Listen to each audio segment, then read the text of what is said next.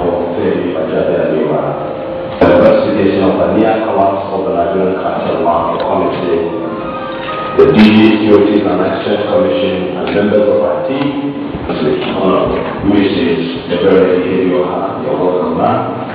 Distinguished stakeholders in the capital markets or sector of the economy, distinguished invited guests, ladies and gentlemen, a very good hearing on the near collapse of the Nigerian capital market, holding pursuant to the resolution of the House of Representatives.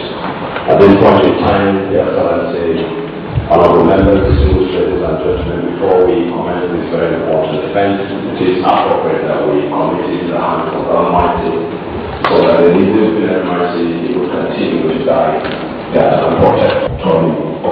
Please lead us in the prayer. Honorable actions, so that we may always walk in the path of justice, love, and charity. Help us with thy grace to do all good things, unity, happiness, and prosperity. Represented by the minority leader of the House, Mr. Chairman, honorable committee, distinguished stakeholders, distinguished ladies and gentlemen, once again we welcome you warmly to this on the near collapse of the Nigerian capital market, holding pursuant to the resolution of the House.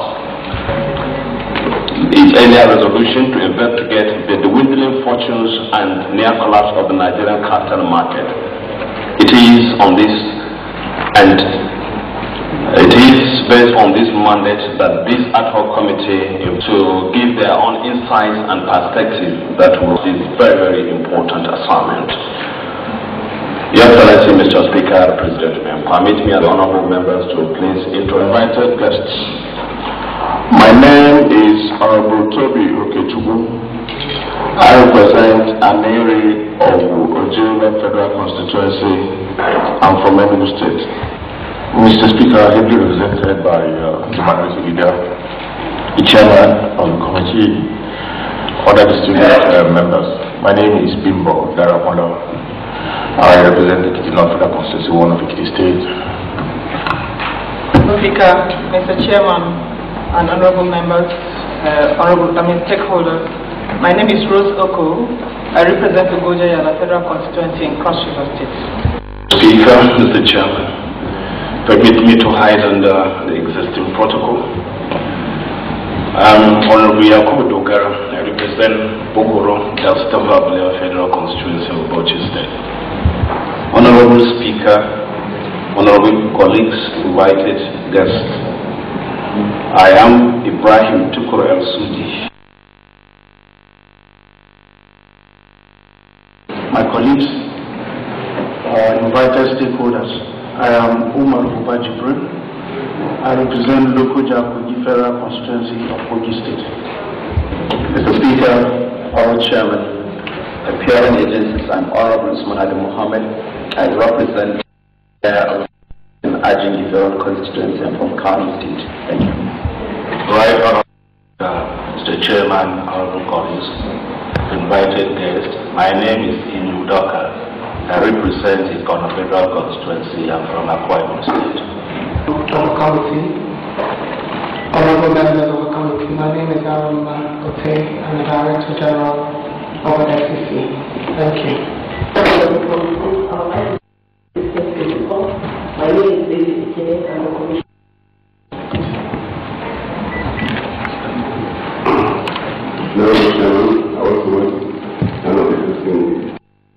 My name is Lawal Anistos, and the Executive Commissioner of Finance and Administration. Honorable Speaker, Honorable Chairman of the Advisory Committee, family will also stand on existing protocols. My name is Charles Apollina Laura, the Executive Commissioner of Child Legal and Enforcement, Securities and Exchange Commission. Honorable Chairman, honorable members of the committee, all stakeholders. My name is Dan Okeke. I'm the Executive Director of UBA, here to represent the former Group Managing Director of UBA, Mr. Sudi, who is on our list in absence. Thank you. Honorable Chairman, Honorable Speaker, Honorable Chairman, permit me to rest on the existing protocol. My name is Oluwatoyin Sani. I'm the Managing Director of BBA Trust Limited. I'm the President of the Association of Corporate Trustees, which I represent there. Thank you. Honorable Speaker, Honorable Chairman, distinguished members, and my name is Numa.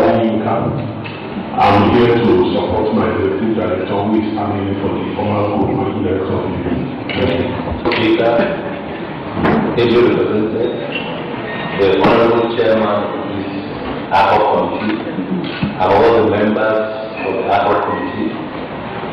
My name is Mike Itegoji, the President of the Chester Institute of Stockbrokers. And the Chairman of the committee, please permit me to serve on the existing protocol. My name is Ariyo Ojushekun. I'm the first Vice President of the Federal Institute of Stockbrokers. Honorable Speaker, the Chairman of the committee, and honorable members, other stakeholders, good morning. My name is Emeka Madobike. I am the Chairman of the Association of Stockbroking Houses of Nigeria.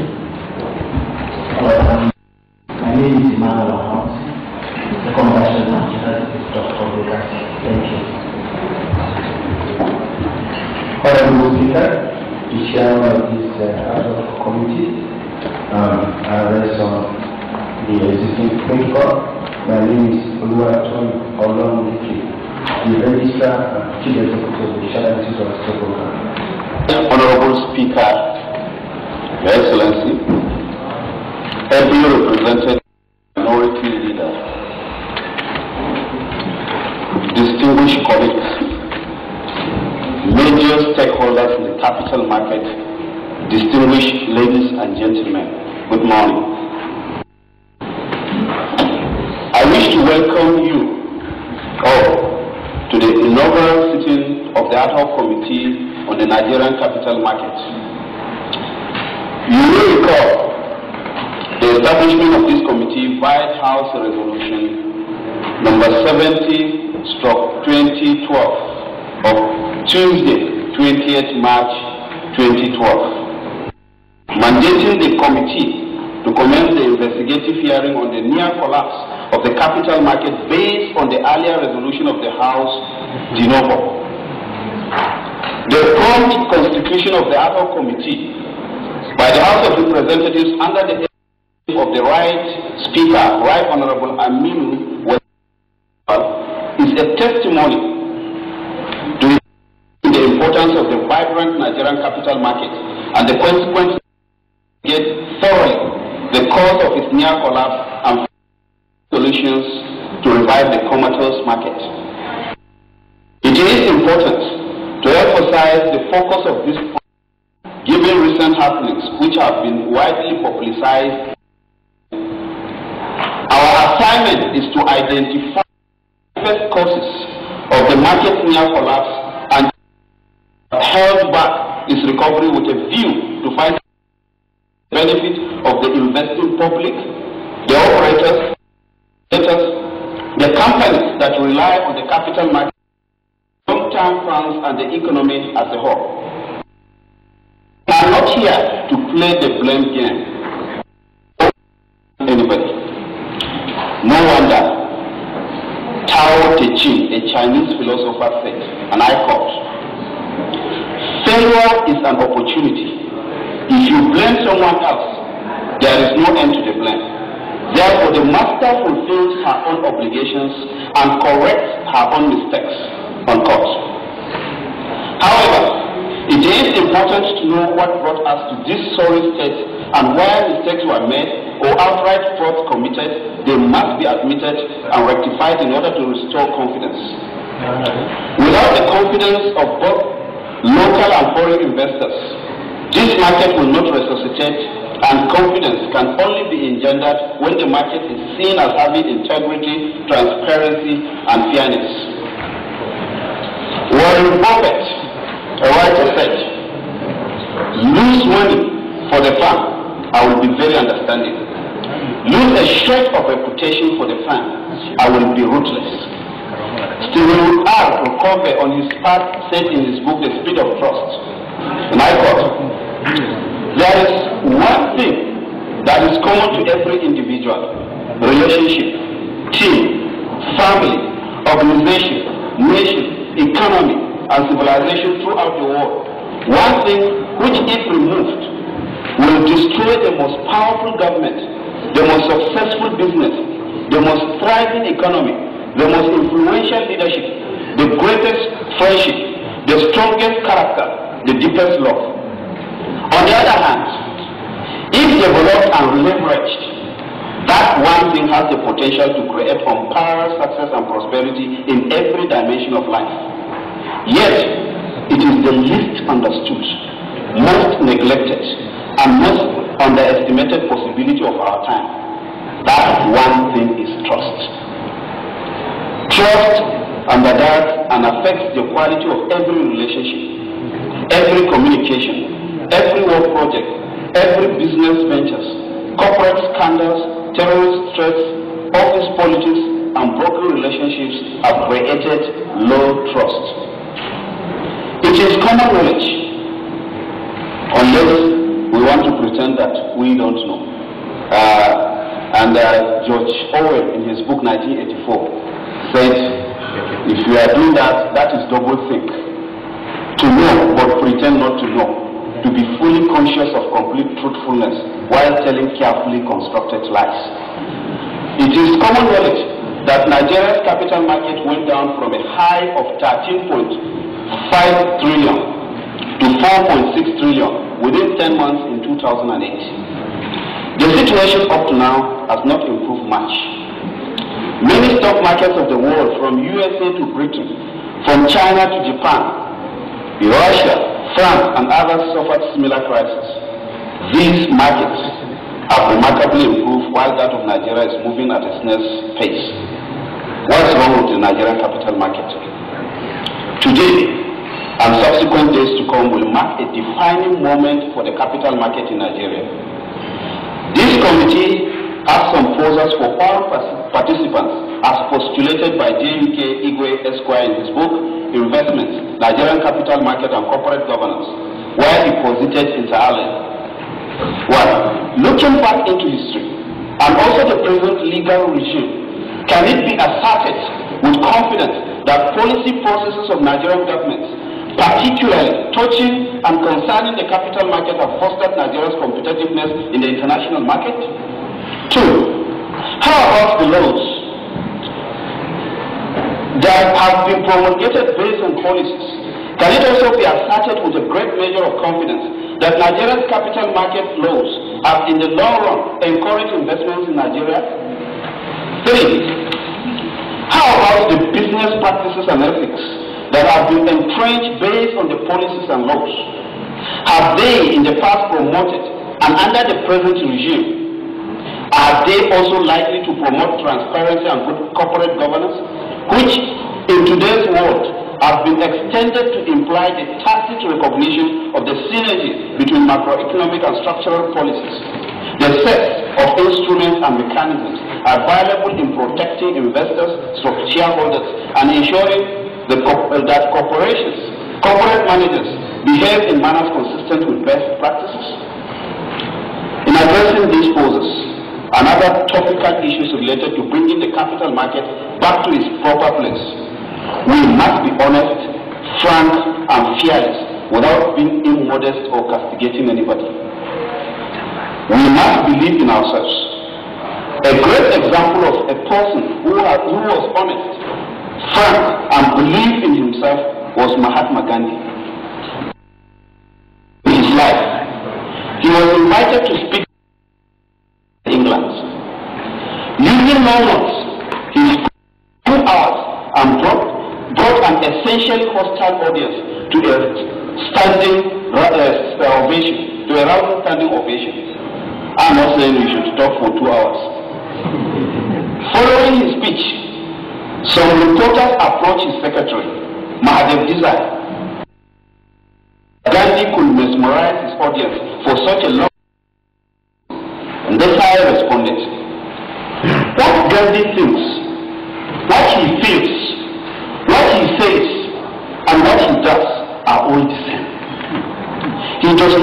because you and I, we think one thing, feel another, say a third, and do a fourth. So we need more than 5. We do not as a committee, but we hear from the the capital market, and we urge you all to be clear, open, and direct in telling us the causes, effects, and possible solutions to the Nigerian capital market crash. We as a committee promise to keep open minds and do our best to ensure that this investigation marks the beginning of the turnaround of our capital market. While welcoming you once more to this inaugural public hearing, I want to end by quoting the famous philosopher Confucius when he said, and I quote, "Success is not in never failing, but in rising every time we fall." Thank you and God bless.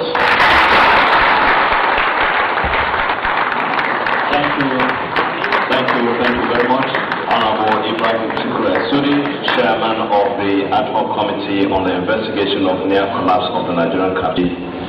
Distinguished stakeholders, distinguished ladies and gentlemen, at this point in time, it is my singular honor and privilege to invite His Excellency, the Speaker of the House of Representatives, Right Honorable Aminu Waziri Tambuwal CFR, ably represented here by the Minority Leader of the House, the Right Honorable Femi Bajabiamila, to present his address and declare this public hearing open. Your Excellency, Mr. Speaker, ably represented. Thank you.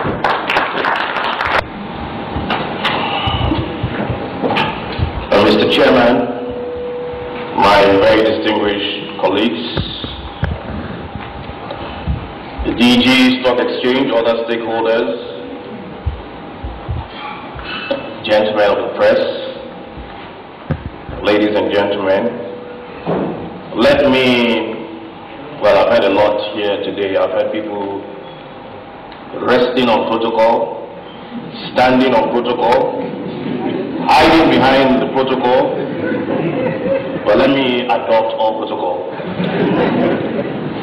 Let me first from the get-go say that, or apologize for the delay in starting this very, very important hearing. This is no disrespect to anybody that has been here for over an hour from what I understand. But I want to convey the apologies of the Speaker who was supposed to be here personally to declare this open. I only was called as I was parking and walking into the chambers. I'm not supposed to be here. I was only called just as I was parking just 20, 30 minutes ago that I needed to come and represent the Speaker. The Speaker called me. He was caught up unexpectedly in a situation he couldn't get out of. So I convey his apologies and use that opportunity to say that I will only be declaring open. I have no speeches. I have no author to quote. I have no philosopher to recommend to you. And I think my chairman has done a wonderful job in setting the tone for this hearing. We are all aware of the history of this hearing. We have come full circle, and we are right where we started. I want us, for the sake of Nigeria, to put whatever has happened behind us. This is a new beginning of great expectations.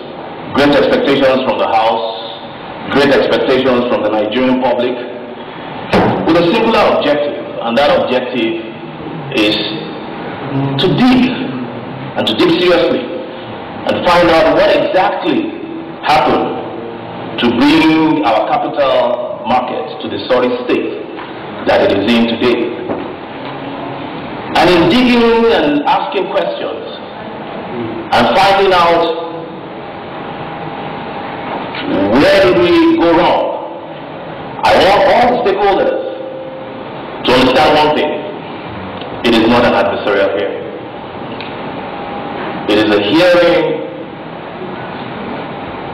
is looking for answers to how the capital market in Nigeria can once again bounce back.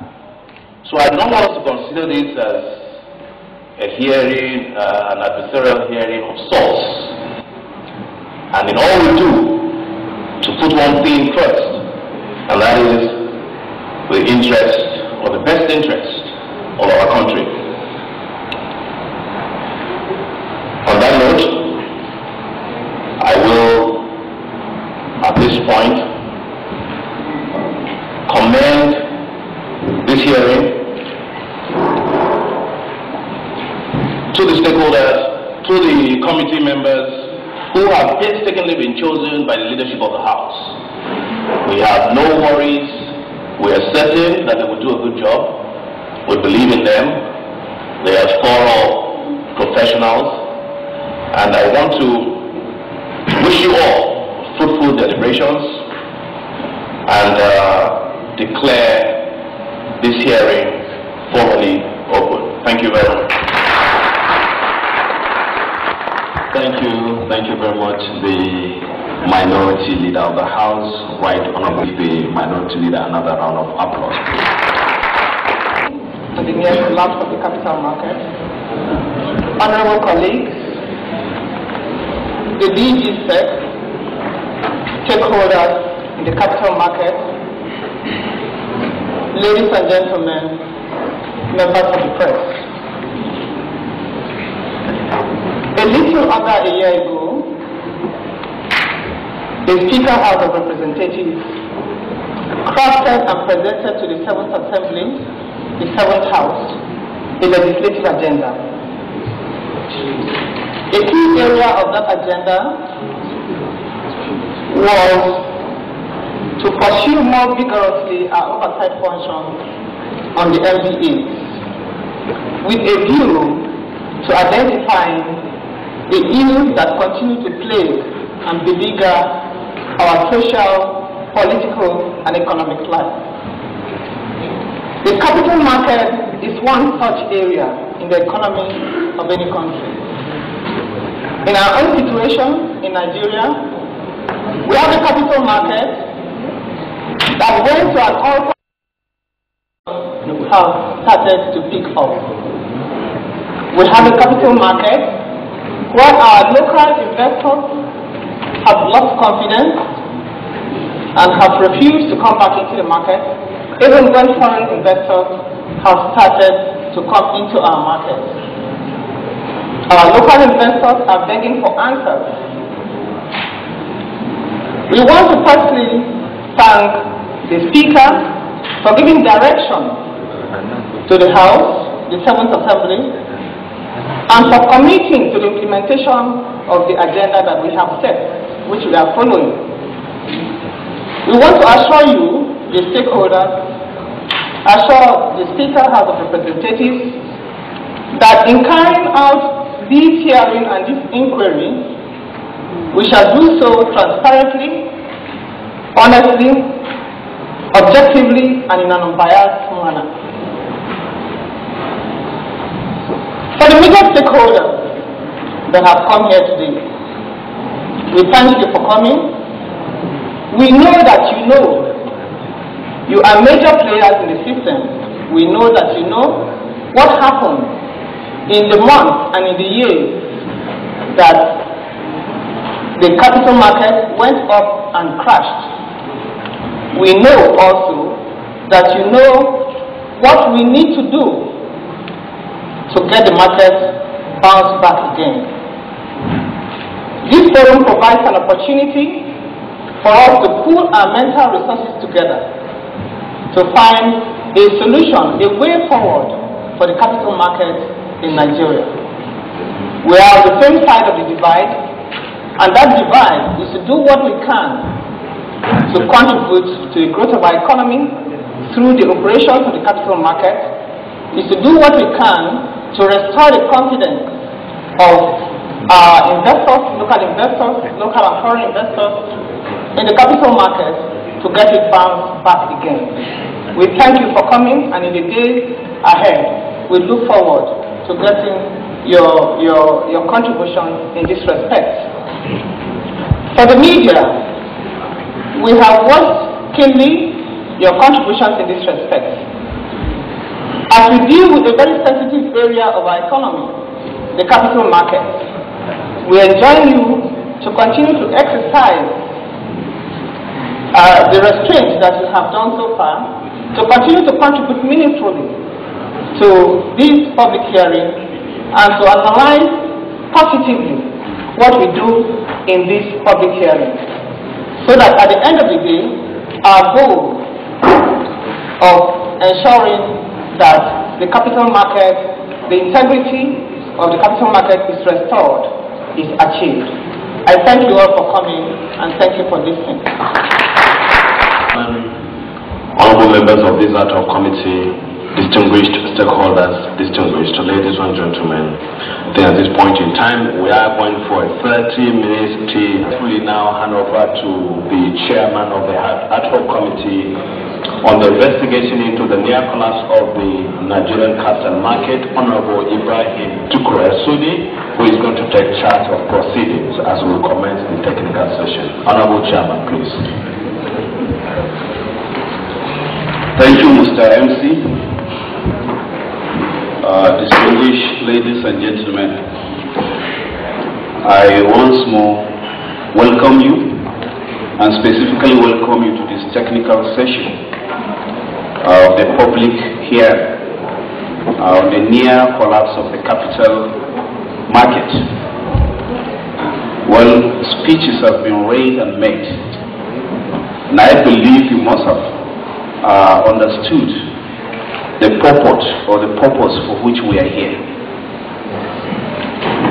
Before I go through the item or the items on the program of events, I would like everyone here to understand that we are not capriciously or whimsically doing things. We are doing it within the purview of the law.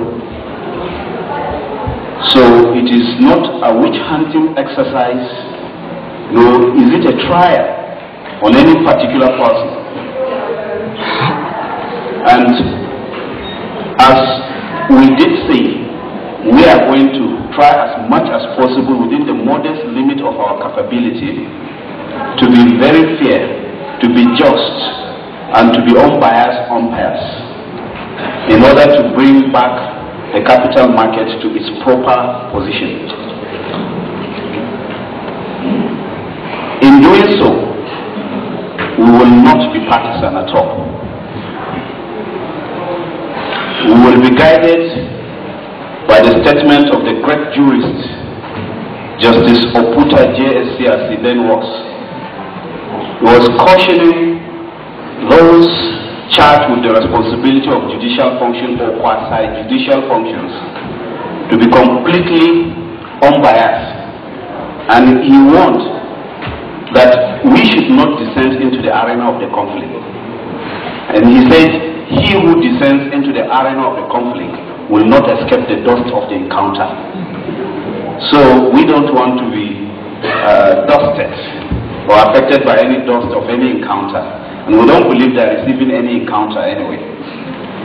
Without much ado, I would like to read the constitutional provision that clearly empowers us to do what we are doing, so that nobody thinks is specifically being targeted, or that we are just doing what we feel should be done or we feel doing. Section 88 is the section that deals, section 88 of the 1999 Constitution, as amended, is a section that deals with the power to conduct investigations. And I want to read it so that you clearly understand its purport. It will be read along with section 89. Subject to the provisions of this Constitution, each House of the National Assembly shall have power by resolution published in its journal or in the official gazette of the government of the Federation to direct or cause to be directed an investigation to A, any matter or thing with respect to which it has power to make law. And capital market is one of those within the exclusive legislative list for which the National Assembly has the power to make law.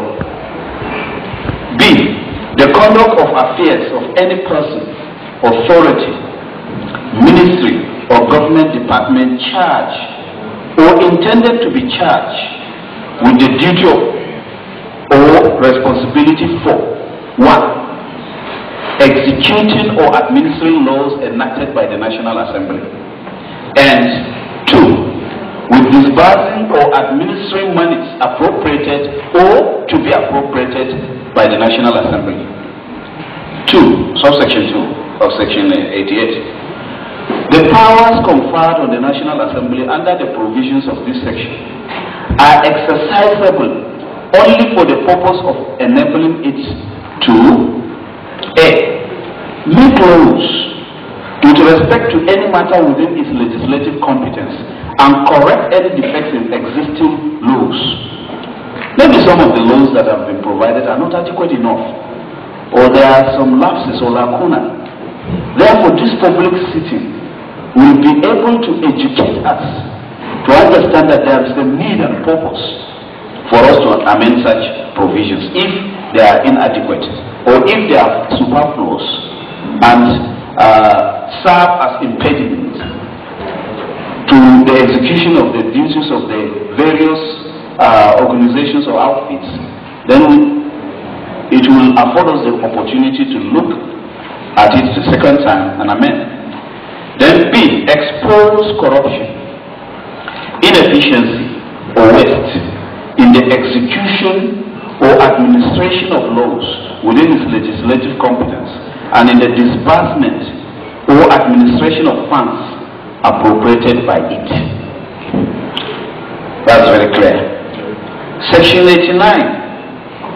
Now, the power that has been given pursuant to Section 88 as to matters of evidence. For the purposes of any investigation under Section 88 of this Constitution and subject to the provisions thereof, the Senate or the House of Representatives or a committee appointed in accordance with Section 62 of this Constitution shall have power to A. Procure all such evidence, written or oral, direct or circumstantial, as it may think necessary or desirable, and examine all persons as witnesses whose evidence may be material or relevant to the subject matter. B. Require such evidence to be given on oath. C. Summon any person in Nigeria to give evidence at any place or produce any document or other thing in his possession or under his control, and examine him as a witness and require him to produce any document or other thing in his possession or under his control, subject to all just exceptions. And B. Issue a warrant to compel the attendance of any person who, after having been summoned to attend, fails, refuses, or neglects to do so, and does not excuse such failure. Refusal or neglect to the satisfaction of the House or the committee in question, and order him to pay all costs which may have been occasioned in compelling his attendance, or by reason of his failure, refusal, or neglect to obey the summons, and also to impose such fine as may be prescribed for any such failure, refusal, or neglect, and any fine so imposed shall be recoverable in the same manner as a fine imposed by a court of law. A summons or warrant issued under this section may be served or executed by any member of the Nigerian Police Force or by any person authorized in that behalf, the President of the Senate or the Speaker of the House of Representatives, as the case may require. Distinguished ladies and gentlemen, these are the provisions of the Constitution as regards to committee sitting.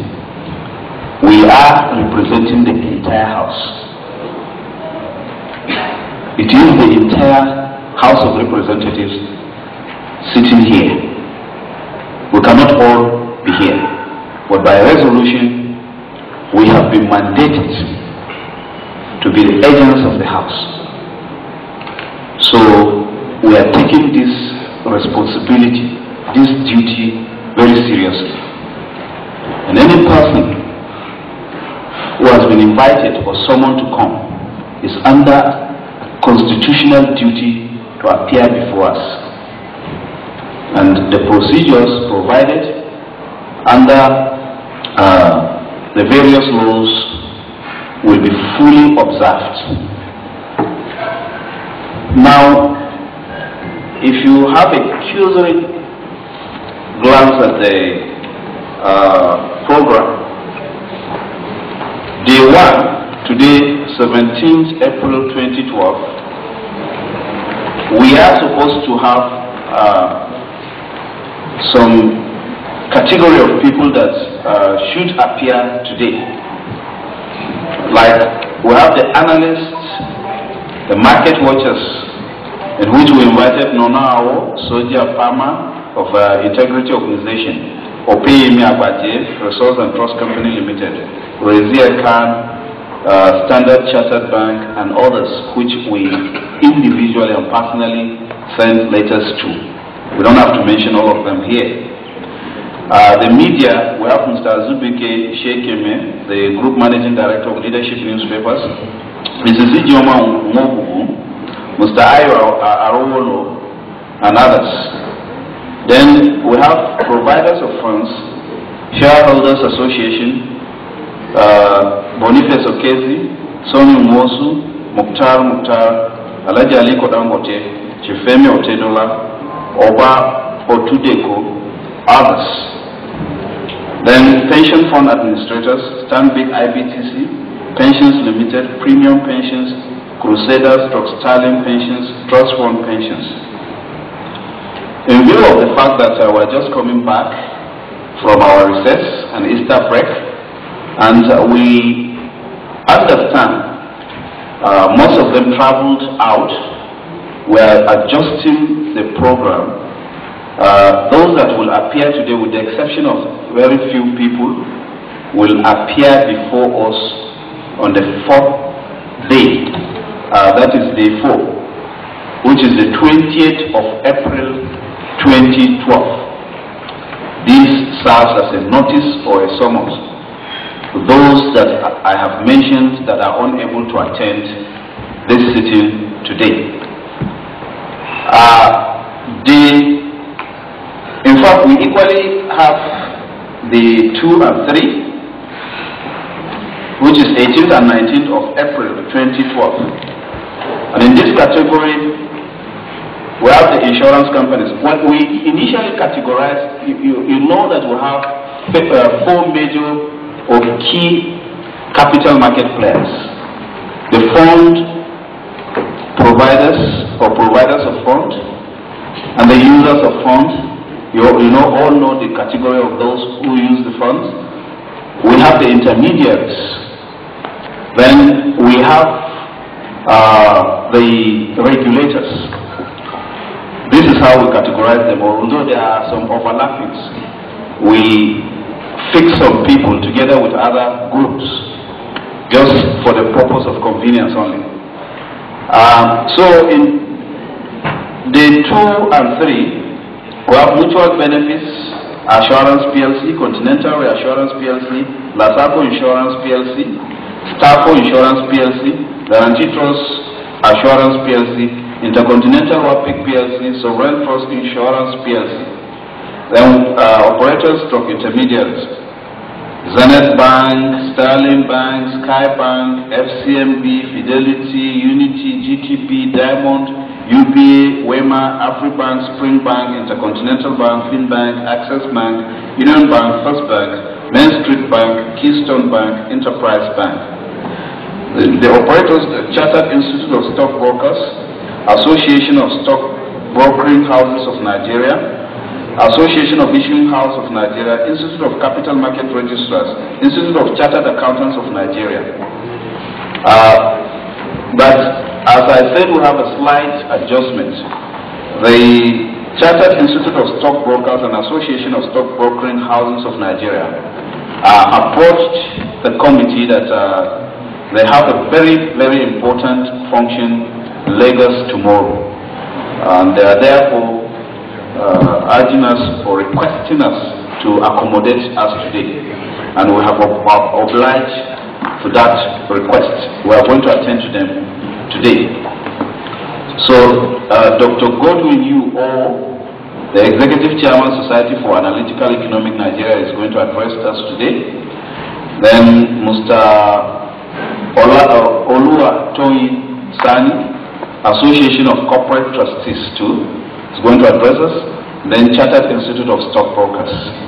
We are going to entertain them today. Day 4, which is 20th April 2012, we have private placements.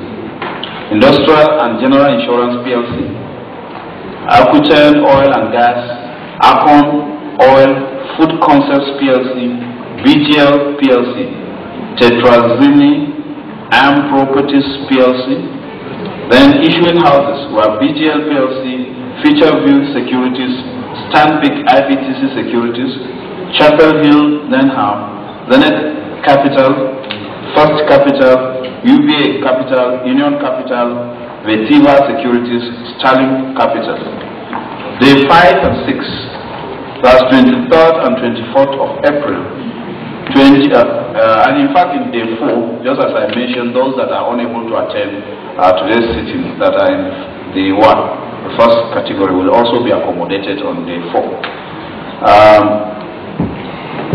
23rd and 24th April 2012, the regulators, SEC, CBN, NSE, FIRS, AMCON, NDIC, Investment and Securities Tribunal, Abuja Securities and Commodities Exchange, Debt Management Office.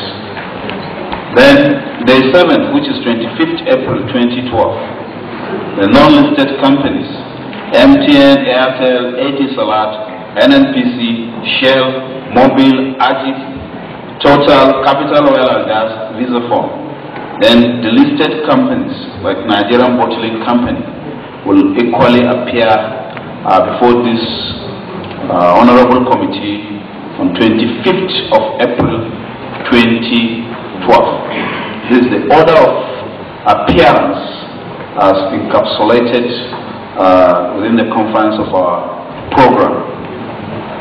We will therefore like to thank all of you for being patient with us. You've been here since morning, despite your tight schedule. But we have to liberate the capital market from the shackles of nose-diving downward. We must do it with all sincerity of purpose, with a view to bringing it back to its proper position. Of not taking sides, as I earlier mentioned, it is you that will tell us, and from what you are able to tell us, we will elicit information that we will now ask you questions. I will therefore like to call Dr. Godwin Owo to come forward the podium to make his presentations. I do solemnly swear, Godwin Owo, do solemnly swear that the evidence I shall give today shall be the truth, and nothing but the truth. So help me God. The Speaker of the House of Representatives in absentia, the Chairman of this ad hoc committee, distinguished members of that ad hoc committee, the Director General of the Securities and Exchange Commission, other stakeholders here present. We are here to present the memoranda of the Society for Analytical Economics of Nigeria. The Society for Analytical Economics of Nigeria, by introduction, is a legal personality incorporated in Part C, under Part C of the Companies and Allied Matters Act.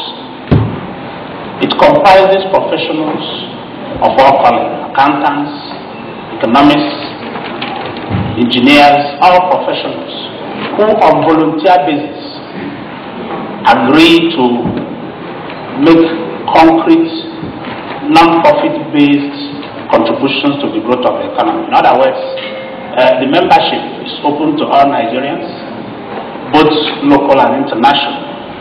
And of a truth, we insist a minimum standard of professional attainments to accredit anyone as members. So the objective is to give government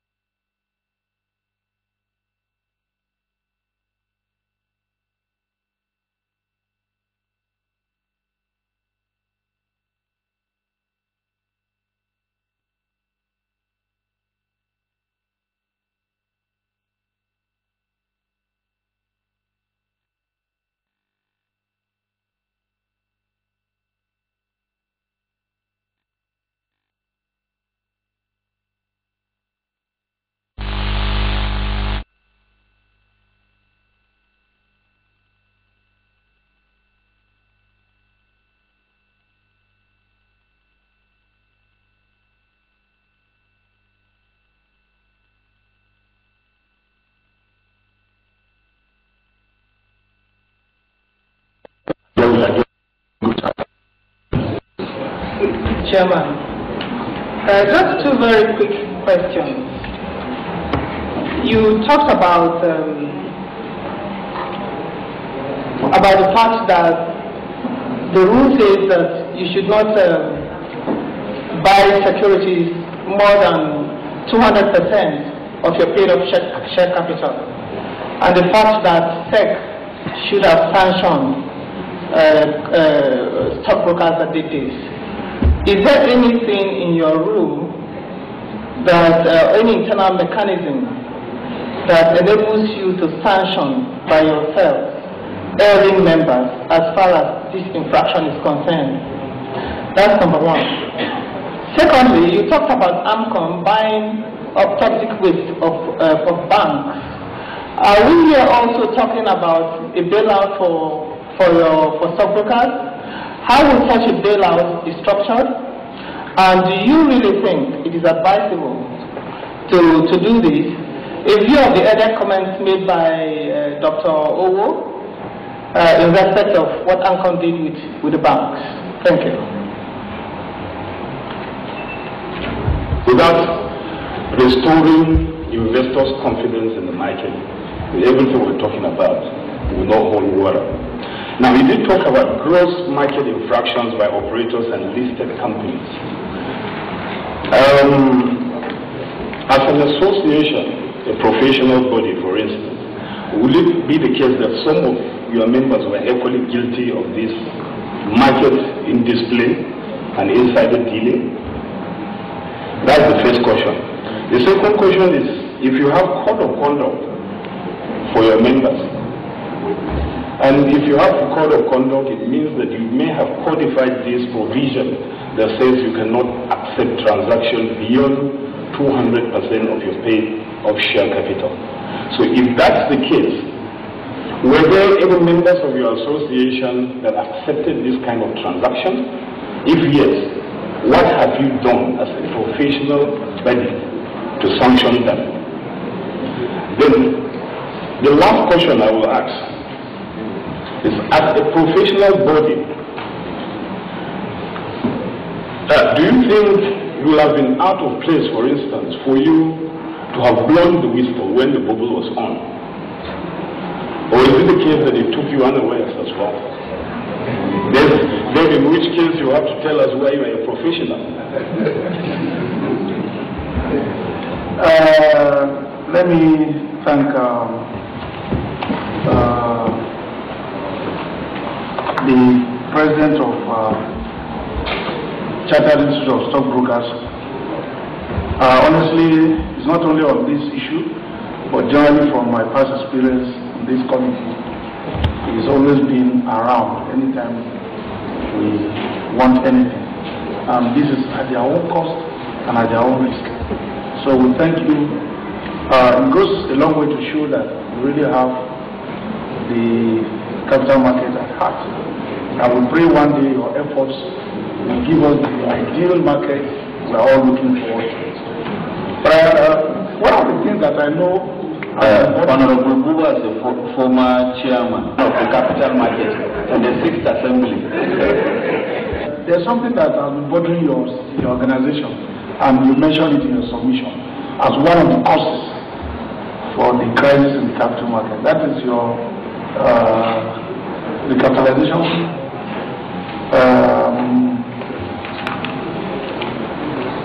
Required from you by SEC of 1 billion. And if I may ask, was it that it was too low or it was too much? And in what way, if it was too high for you to pay, in what way that it has or it has undermined the viability of the capital market? I think other questions have been asked for my colleagues. Thank you, Mr. Chairman. Mr. Chairman, the crisis in the capital market on others except the Chartered Institute of the Stockbrokers. We know that these organization has members who dealt directly with retail investors in the capital market. And I could recall that these were the same people who moved from office to office, from house to house, to sell the idea of this private placements to people. And they came to me. They came to me. So they are the people that sold this idea of private placements, things that never materialized after all. And so I'm sure in other aspects, the stockbrokers also were comfortable in activities leading to crisis in the market. So the question is, you were the one that does directly with retail investors like us. And then you saw all these things happening in the capital market. You knew all these things that were happening. The regulators were not doing their work. The other operators were committing infractions. The stockbrokers were not doing it. So what did you do about that? And even those people you committed money for private placement, that eventually these companies did not list on the stock exchange.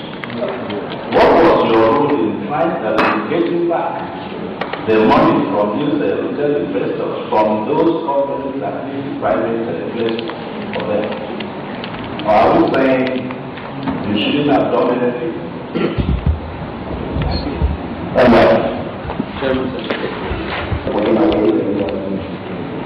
Attending to my committee issues already.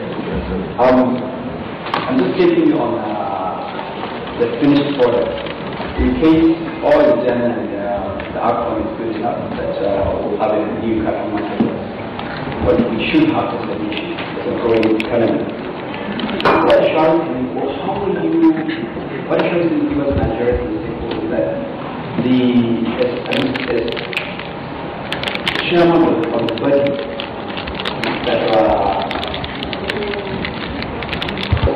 how can you assure Nigerians that the brokers to be in the new capital market will be professional enough, bound by ethics and morality, so that the newborn market will be on a sustainable basis, informed by the best practices known in the national system.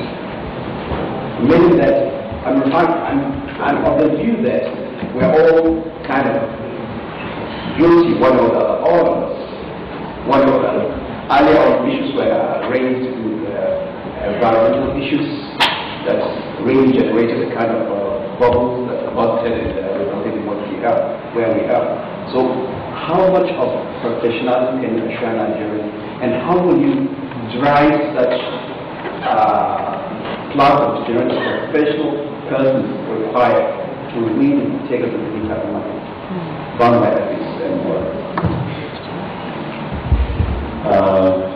Will you kindly respond with all the issues first? Members, I'm excited about those questions because we've always anticipated what is going to happen. First and foremost, the stockbroking profession, as an institute, we've never exempted ourselves from the problem. In fact, as a owner, we have told people in authority that yes, we are as guilty as everybody. And on that basis, we have put in place measures to check paragraph 5. You see what we have been doing as an institute, the measures we're taking. When the market crisis started, in fact, in paragraph 5, okay, yes. You see, when in 2007 with the chairman, we had a conference. In that conference we held in Lagos for all stockbrokers, we had a special session in which we looked at the market, the way it was, and the way it was going. And we warned ourselves that at the way this plane was flying, if nothing is done to check it, it's going to crash. We told ourselves. You see, Mr. Chairman, when there is a bullish trend and there's a euphoria where everybody feels that, this is the in thing, and everybody caught the euphoria, and everybody got in, your investors are telling you, look, I put money in this one, in 3 months, I've made this amount. Therefore, why are you not telling me, why are you asking me not to do this? Why are you telling me not to do that? Everybody got it.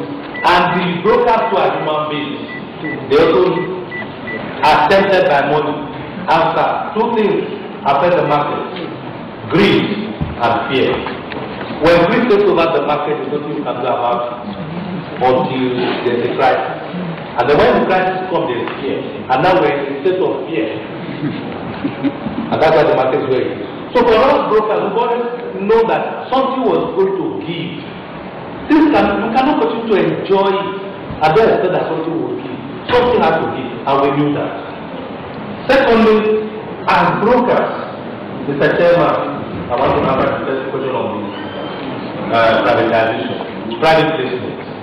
You see, we as individuals are involved not in private placement because they need a company, a firm. CIS deals with individual members. We have a tribunal that deals with reported cases of individuals, but we do not deal with the firms. That is the overview of the NSD and the SEC. SEC deals with us as well. They allow us the leeway as an institute registered by us. We are given the right to deal with our members, and we have a tribunal, and that tribunal has on it a retired justice of the Supreme Court as an assessor, so that we must make sure that all who come before the tribunal get a fair hearing and of course get immediate justice. And we also make sure, in fact, our brokers know that anyone who is found guilty can lose life to price. And so the fear of our CIS tribunal more or less drives some brokers money. They don't want to be reported to the CIS because they know once they get there, nothing can change. If they are found guilty, they'll be out. And we publish our own judgments. So, in this case, we know we are guilty because we are human beings. Like you said, to ask to raise 1 billion, share capital was to be 1 billion. And people didn't have the money. And they said, oh, there's a good opportunity, the market is bullish. Let's see, let's play the market. And then you do proprietary trading. And you do proprietary trading, the borrowed money from the banks. And of course, when the market collapsed, they could not get the gains, and they could not get the 1 billion they wanted. So they can't pay the loan, and they have a problem on their hands. Secondly, Mr. Chairman, you find that when people borrow money, we have trading accounts, and those trading accounts were held with banks. And if a broker, if that in this case, a stockbroking firm that trades on an account, sells somebody's shares, the money goes straight to that bank account, and the bank takes the money.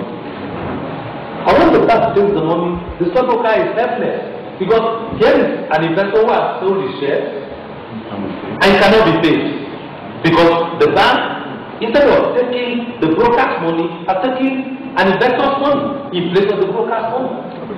And that is a crisis on its own. We have such cases. So it is a bigger problem for the brokers. He now cannot pay his loan and he start owing an investor, and of course for such a firm, SEC will deal with that and say, suspended. And once you are suspended, what's right?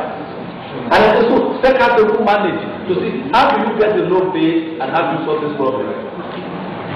Now, there is a right. Yes, sir. Thank you.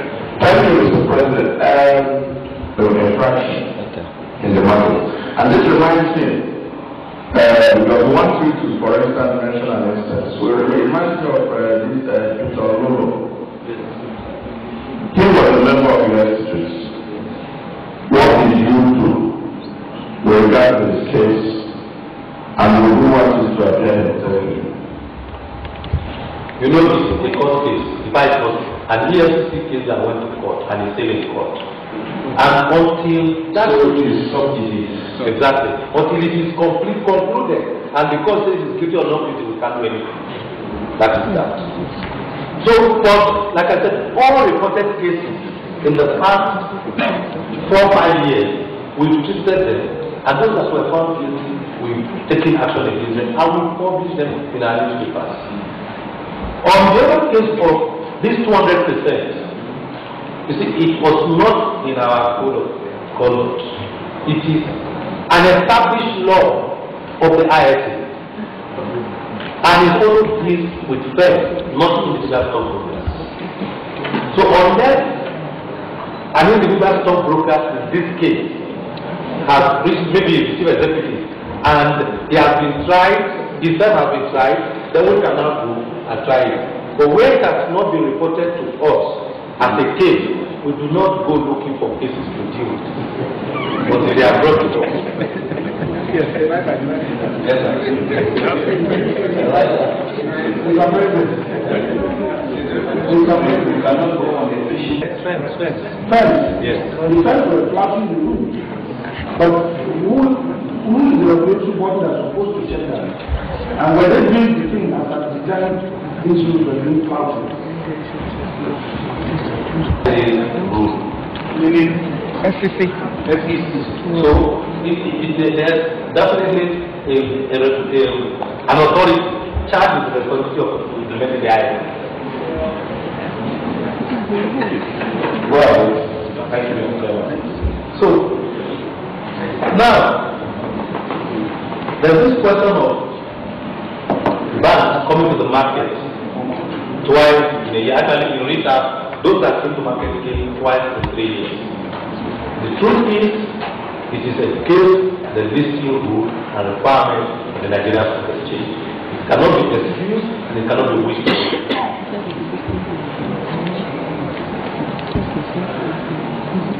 In terms of privatization, Mr. Chairman, if we want to look at what has happened in other jurisdictions, what I'm talking about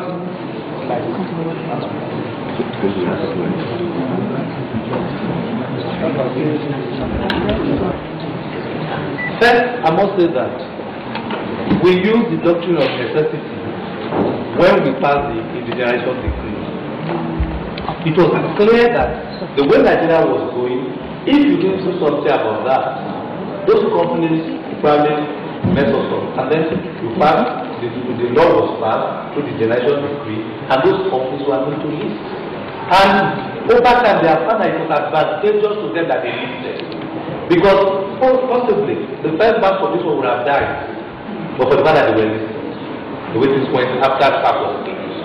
So a lot of those companies that benefited came because of the indigenization decree.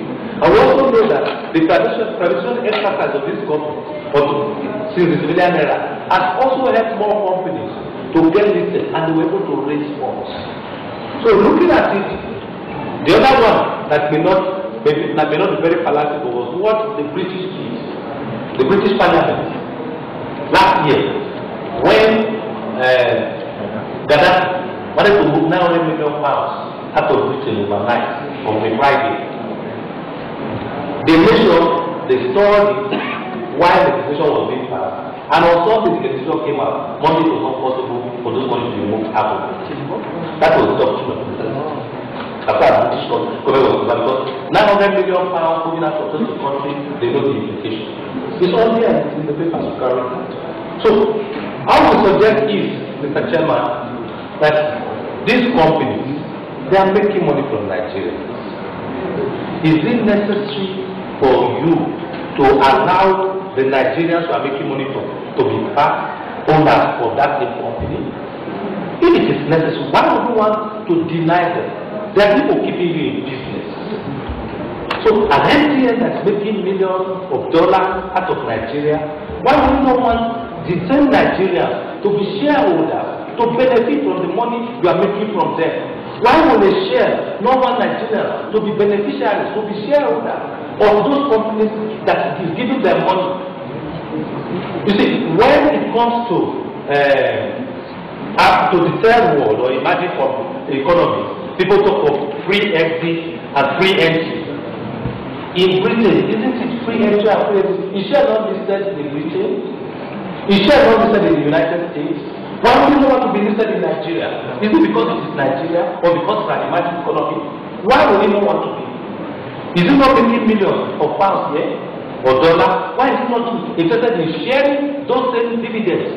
Part of those dividends with Nigeria. It is necessary that they do it. We can negotiate with them. I believe that. We can discuss with them. But this honorable house, this national assembly, all this nation a duty to say yes, you are free to come in to do business in Nigeria. But if somebody must do business with Nigeria, this and this and this must be done. And if you are not willing to do that, well and good, then you go. But to just allow them and say because they will feel bad. Who will feel bad? The man who is making millions of dollars out of Nigeria will feel bad that you have to list. What is the crime in listing? There is no crime in listing. In South Africa, they don't list that. The listing requirements are being required to help them. So, please, I think it is not just enough to say free entry and free exit. So, we are talking of doctrine of women. We are suggesting a legislation, even if it is a fire brigade legislation. Yes. Okay. But still, I want you said so, and I'm happy you have said so in an environment like this kind of that there's a difference between free entry, free exit. Alright? Nobody is saying you should not come in free, you should not go out free. But the moment you want to operate here, you must be listed. Your equity exists, you must be listed. I mean, these are issues that have been posed with SEC and it turned out to be this kind of discussion. I don't know what is holding me to move fast. If it is legislative requirement that is needed, put this thing together and pass it to the committee and let us receive the president. Honestly, it bothers me every time I begin to recently I went to South Africa. And nobody here can import a car. Nobody, because all the major car manufacturing companies have their plants there. You dare not import any car. But here, anybody with 500,000 can go to Lagos and import a car. I don't know. We just cannot move forward the way we are going. Thank you, Mr. Chairman. Whether 1 billion was too high or too low. Mr. Chairman, 1 billion at that time was too high and is still too high. Because the business of stockbroking is purely intermediation. And because it is intermediation, the risk is a bit minimal. And because the risk is minimal, the man doesn't carry much if he buys and sells shares on behalf of the customers. But the moment he goes into proprietary trading, that is trading on his own account, this carries a bigger risk. And therefore, the risk, the amount he will need to cover that will be based on the amount of risk he's willing to cover. So if he takes 1 billion naira risk, he should have more than 2 billion, so that or more than 1 billion to cover that 1 billion risk. Otherwise, he will put the market in jeopardy. But if he does not take 50 million risk, why would you want to have 1 billion naira? What will you do with it? It will come to a position where you see the man doesn't that he has 1 billion. Instead of doing the business of stockbroking, he places it in treasury bills. Why would he not prepare 40% treasury bill of 1 billion? Or importation of something that will give you back money. But when you say we are looking at capitalization, we are interested in how much risk the firm is carrying. It will be risk-based. If the risk is high, you raise your money. Because you have to cover that risk. And in our own position, you have to have enough liquid assets to cover that risk so that you do not impair the market. And that's what we are saying. So it's not even whether something is too high or too low. We must look at the risk an operator is taking and therefore cover that risk sufficiently. On this, I would like to advise sometimes in 2009, SEC gave a benchmark of 2 billion capital base, then a continuous liquidity of about 10 billion. But today, I learned that NSE have registered them on the basis of a benchmark of 570 million. So find out how they did that, so that maybe your capitalization will be to you. Why does it think it's The 1 billion? Yep. Why? Like I said, at that time, in most countries of the world, and as it stands today, there's no country of the world except maybe Malaysia, where it's over $1 million, and China. So those are countries where it's over $1 million. $1 million is how much? 160 million naira. The US is $250,000. But then the US has this provision that if you are carrying this amount of risk, in addition to that $250,000, you must have additional funds, which is a percentage over that risk you are taking. But to say I should have a capitalization of like the way it was done when you say banks to have the 5 billion share capital, and then one stockbroker to also have 1 billion share capital. It was a waste. It wasn't necessary, because you ask yourself, what risk was that guy going to carry? The problem was maybe maximum is 100 million naira share, proprietary trading, or 200 million naira. Then what will we be doing with 1 billion? That is the critical issue.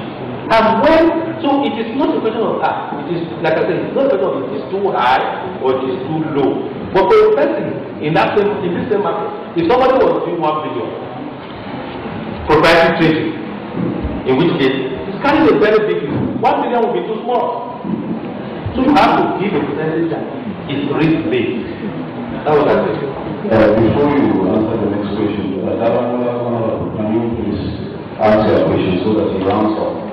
Between you and the regulators. I think I sense that there's a level of compartmentalization. Oh, this is my part of the capital market. Oh, this is the part. I would want to know how much of seamless relationship, or how the kind of relationship you have with SEC and NSE. I want particularly the regulators. Mr. Chairman, there is sometimes even on personal basis to make sure that formally and informally, to make sure that our views are taken care of. And in return, we work very well with Securities and Exchange Commission. In terms of the exchange, we also work very well. But remember, our members operate on the Nigerian Stock Exchange, and the SEC must register our members for them to be able to trade, even though we license. SEC is also a member of the board of the council or the council of the CIS, that's our institute. SEC is the statutory member of that institute. So they know what we do and they are abreast of what we are doing. The stock exchange also is a member of the council by law. Now let me answer the last question because I think it's the most important. By Alaji Usman, right? Yeah. You see, we see ourselves as the agents that if we succeed, if we succeed, then the investor will put and do business with us. And become a nuisance, of course we will suffer. We will not have a business. And on that basis, we introduce the code of ethics and standard of professional practice. And we train all our members on it. And we make it so strong that look, it is not sufficient for you to say, my boss in the office is one who may need to do it. You are a stockbroker. To tell your boss, this is what the code of ethics says, you can't do it. And if you shout and your boss starts you, will know what to do. You cannot say, oh, under me is the one who did it. That is not sufficient excuse. Because you are the one who knows rules, and you will find it guilty, you will be punished for it. So that is part of the ethics. Rules is rules. We have put in place a development program in which most conduct, and in a year they have to if they do as you not acquire, they will have to be sanctioned.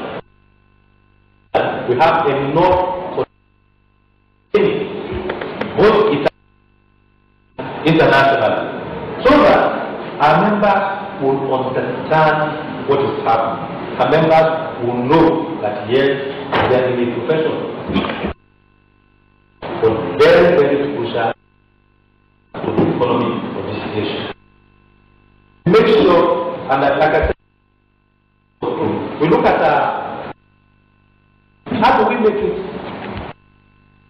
an acceptable. We used to have a senior advocate, the assessor of that. In changing for today, we decided to ask for a retired justice of the Supreme Court on the Attorney General's office, and we got one who is on the tribunal, so that we all will know the rules. We make sure that everybody who falls understand that it's good to get justice. But once you are sanctioned, it's very difficult to do that, as I tell you. John, just sorry, taking us back. About burden on how created all these powers. Can the president or the institution of the president avail, I will stand very avail this committee with all the enumerate the possibilities around market manipulation. The idea is what we want to the whole green pressure. Great areas. Those market, the market objects.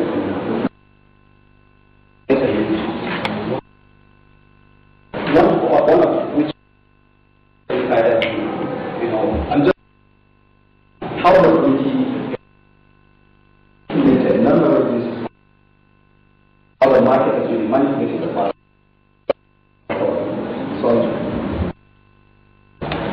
The way the market is, the way the trading platform is, in the secondary market, like the stock exchange, it is very difficult for any stockbroker or any person to manipulate the price. Manipulation is possible at the primary market before the issue is listed. What is listed? You see, when you look at the newspaper on a daily basis, what you see is an opening price and a closing price. Between those bands, all the brokers you can have hundreds of business prices within that band of 5%. So no thing, no manipulate that price. He comes into the trade, why that person is keying his own different prices. A system of first come first serve at the highest price. So when in unless you tell them automatically based on price. But it is very you saw at that what if that time is probably to do well and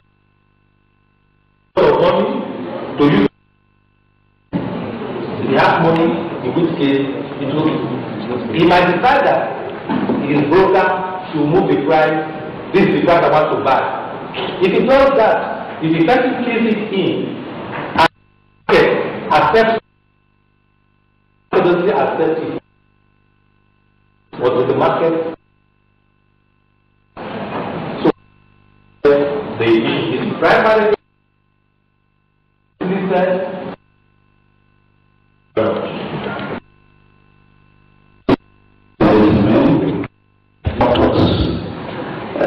We are beginning to diagnose. We are seeing what is happening, or we've heard what had happened. We will continue to hear. At the end of the day, if it entails making a surgical operation, fine. If it entails giving some prescriptions,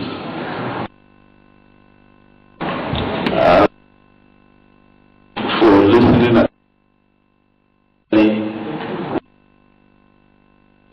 that in subsequent cities, I want to make some announcements.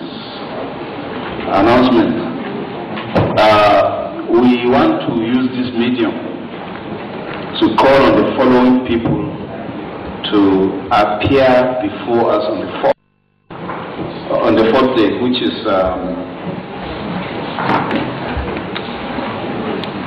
the fourth day should be the 20th April 2012.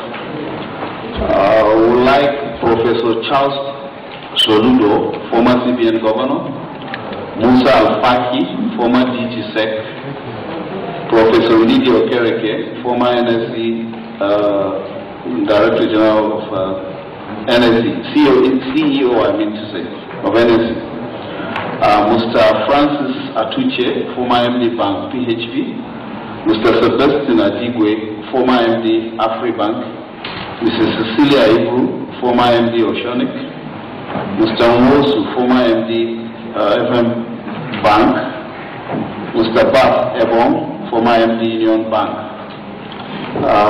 Mr. Erastus Akimbola, MD Intercontinental PLC, were empowered under the provisions of the Constitution and the Legislative Houses Powers and Privileges Act, even without formal writing, to invite them through this medium.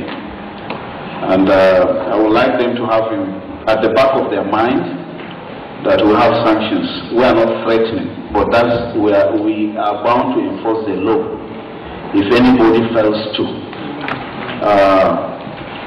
In fact, it says refusal to answer or failure to attend.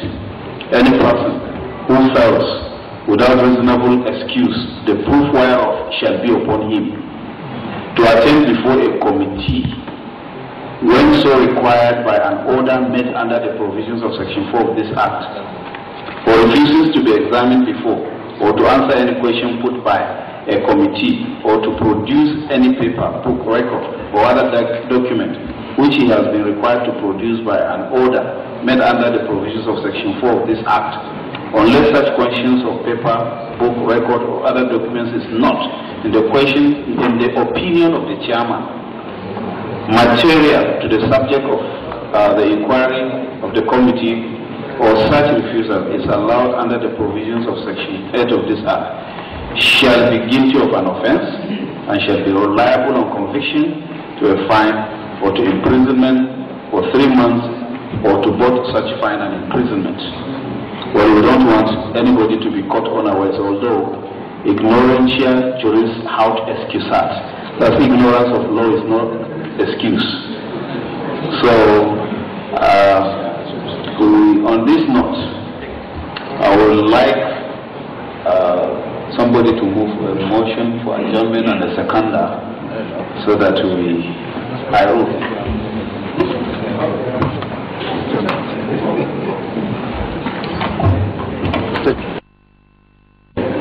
I saw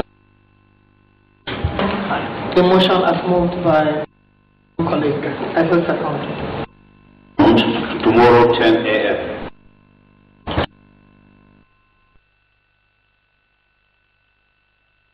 0.6 trillion by the second week of January 2009. But we must also remark that there has been some degree of rebound, because that is not the level of the market today. Now it's in the region of 6.6 trillion. So there has been a degree of rebound, but certainly not what we're expecting. Now, what is responsible for this recent near collapse of the market? And I will very quickly touch on points that I think indicate why we had what happened in Nigeria. Now, the first point, which I will not belabor, is the global economic crisis. Now, as a result of that, we have flights to safety by foreign investors. We need to understand that over time, foreign investors have represented sometimes like 80% of the investors in our market. So these foreign investors were facing other international markets, and they needed risk management reasons. In the past, they jumped Nigerian securities massively, and that, of course, triggered the crash. There is also clearly a fallout from the banking industry difficulties. If we would recollect, there was a forced recapitalization in the industry when banks were forced to move up to 25 billion naira very suddenly. Now, most of the banks went to the capital market and raised funds from the market. Now, with the much higher capitalization, there was a pressure for high return on equity. And at that point, the only market that seemed to be giving that kind of return was the capital market. So a significant proportion of the funds that were raised around this time found their way into the capital market through margin loans that were given to brokers and also to fund managers and individuals and private parties. Such peremptorily, as soon as the trend across the world began to affect our capital market, and suddenly these funds, there was a call for these funds, and it definitely put a lot of pressure on our. So an avalanche of private placement is the unregulated part of the market. Unfortunately, to an average investor on the street, he doesn't know the difference between the unregulated private placement and the regulated market. So all they saw was they were offered to come and buy shares, and they were promised that in no time these securities will be listed at the exchange, and then they will become tradable. And so a lot of uninformed investors rushed and bought these instruments. Now, in a lot of cases, these promises were never fulfilled. In some cases where the promises were fulfilled, by the time the investors had the securities, the prices had already crashed, or they never led to believe they would appreciate. So this was that affected or that triggered off the near collapse of the market.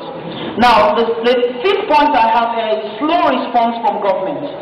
In a period of uncertainty, global uncertainty and mass hysteria by investors, utterance become critical in allaying fear and confidence. It appears there was insufficient clarity as to government commitment to the restoration of the market, or as to whether there would be ever a bailout plan for investors or to aid market recovery. Another point is structural deficiencies of the Nigerian stock market. Market recovery may have been slowed down by certain deficiencies in our market structure. As far back as 2009, the SEC recognized the need to have market makers, and the process, for example, of establishing or licensing market makers started. But for some reason, that process was not concluded at the stock exchange, and the process is just now being concluded. So in the absence of market makers and security lenders, there was also a gap that perhaps may have supported the market, but that infrastructure was not available. Now, inconsistent policy pronouncements. There were inconsistent policy changes and pronouncements from different sectors or different financial. That, of course, does not. issues because it creates the impression of lack of coordination. Now, there is something that we must recognize here, which is the fact that from time to time, on the money market side, the central bank will take some initiatives for rates to manage, for example, inflation. These policy directions sometimes have an adverse effect on the capital market. So if there is no coordination in this process, then it would also affect the market. Now, what were the effects of the near collapse of the market? Significant, and they were far-reaching. And contrary, we were led to believe at the time it's not a problem of a particular sector or a problem of a particular location or a region. It is a nationwide problem. There was widespread erosion of investor confidence, vaporization of investors' and family economies, massive job losses, withdrawal of foreign investors, and capital flight. So clearly, it led to significant problems that need to be resolved, and that's why we launched the initiative of the House of Representatives in holding this hearing. Now, a lot of these challenges are still faced by our markets today, and because I know that I have a very short time, I'll just touch on them briefly. A lot of our challenges remain strategic and regulatory. One of the major drawbacks to the of monetary policies over other governmental policies I explained now. Also, the issue of liquidity must be addressed. There is still lingering low level of liquidity in the market, and policies need to be put in place, for example, to encourage pension funds to be invested across the various segments of the market. There is very low investor confidence, and that remains a challenge, and there must be a cohesive effort across the various stakeholders and regulators and governments to have measures put in place to inspire investor confidence. There is a shortage of products in the market, and this remains a challenge. It is to this end that we encourage the recent developments with respect to securities lending and repos. The haphazard pricing of capital in the economy is very confusing. We need to remember that investing is an act of risk. If risk-free investments, which is treasury bills, can offer a higher return than practically any other risk-taking activity that we will take in the market, there is no incentive for anybody to put funds in.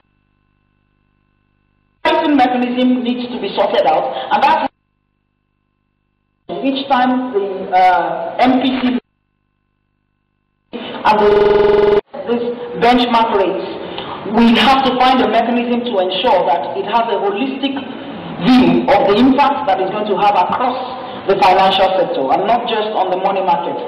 Investors in Nigeria's capital market have not had real alternatives in asset allocation due to lack of, or like I said, due to the narrowness of investment products that are available.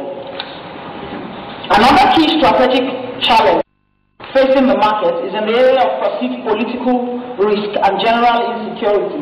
Like I said, if we have close to 80% of investors coming from other shores know that they're investing in a stable and a safe democracy.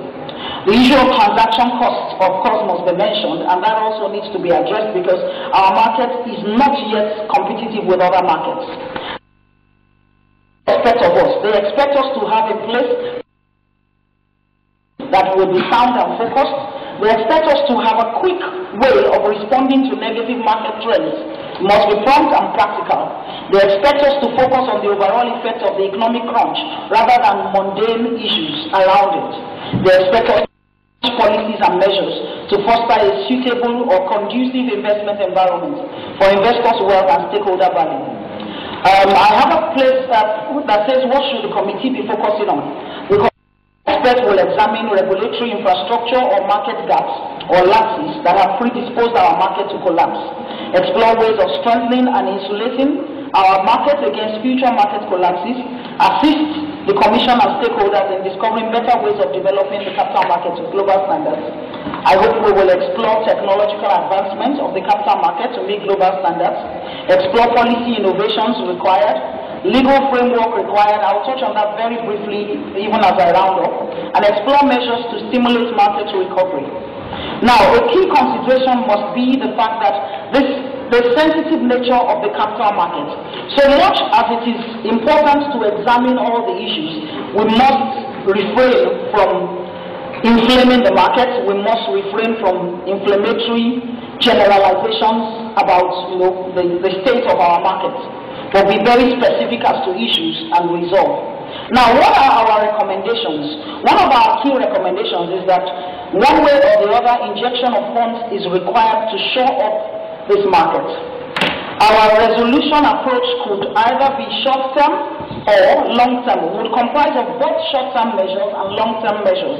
Short-term measures, for example, would be a consideration of a bailout for the real and manufacturing sectors. And we talked about the real and manufacturing sectors earlier, so I will not belabor that. But the truth of the matter is that markets do not exist in a vacuum. There are underlying assets of real companies that you buy securities in. So if those companies are not healthy, the market can hardly be healthy. And a question came up earlier that at the time when there was a boom in the market, does that mean the manufacturing sector was healthy? No. But the truth of the matter is that's why it was a bubble. If it was based on industry, it would have been a sustained growth over time. But because there was nothing underpinning it, it was a bubble and it had to bust. So if we're addressing it, we do need to revisit the poor health of the real and manufacturing sectors. And so we think that that would be a strong part of whatever bailout mechanism is in place. We have examples even in the United States of America where, motor vehicle industries, aviation industries, they were all given, a helping hand from government. Now, government may also want to decide to participate on by the acquisition, because remember that the AMCOM bonds, and I will not go into, I don't even want to go that way, but remember that the AMCOM bonds are guaranteed anyway by the federal government. So indirectly, the government in a way has already put, as it were, some money, but that is on the money market side. What is it doing on the capital market side? Long-term measures will consist of a consistent and determined fight against corruption. The truth of the matter is that as long as we do not fight corruption, our market is not competitive, our market and investors do not feel safe in the market. Show a determined effort to fight corruption, rapid installation of world-class market infrastructure. We must enthrone transparency in our market. We must broaden our market. Regulatory synergy and synchronization between the arms of government, specifically the central bank and the SEC, is crucial. Regular workshop with various stakeholders. That's why I welcome a forum like this. Market education of investors is critical. And recapitalization and consolidation of market operators is equal examples of what. And we've already given the example of the United States Fed and reserve banks across Europe that have supported their markets. Now, as I draw closer to rounding up, I'll briefly touch on the role of past and present SEC. The SEC, until recent times, seems to have focused more on its administrative functions, which I admit are quite daunting, and it includes rules making, registration of operators, for aggrieved investors. But we believe that there is a need to strengthen the monitoring and enforcement capacity, and it does appear that that has picked up in recent times. That such steps included the necessary intervention that was done a while back in respect of the Nigerian Stock Exchange. Now, and there will always be opposition to such measures, but should that deter the regulator? No, in our opinion. In addition, market development initiatives and steps aimed at a more active and consistent involvement of operators in the market reform process is critical. Significant reforms have to be made to the rules, including reforms in the bond, have been made, There have been reforms in the bond issuance, in underwriting and issues, but there are still areas of improvement. Areas of improvement we have grouped into external and internal. External will include the speed of market reform initiatives generally. Should be There should be a concrete process to push through these initiatives, such as straight-through processing across the market, like I said, to make our market competitive and bring it to the standard of the rest of the world. Approval of offers and modifications of rules. Approval process and filing processes need to be electronic and need to be speedy and transparent and inspire. In the internal, we said that the fallout of recent suspended hearing indicates that there is still a need for greater cohesion and streamlining of internal processes and working relationships. That information is safe, and also ensuring that paying attention to capacity building for its personnel and due process. Now, what do we think are imperatives for recovery of this market? We think that, like I have mentioned already, introduction of liquidity is critical. It is imperative for the government to recognize the crucial savings as a vital source of national capital formation. So there must be moves to stimulate domestic savings.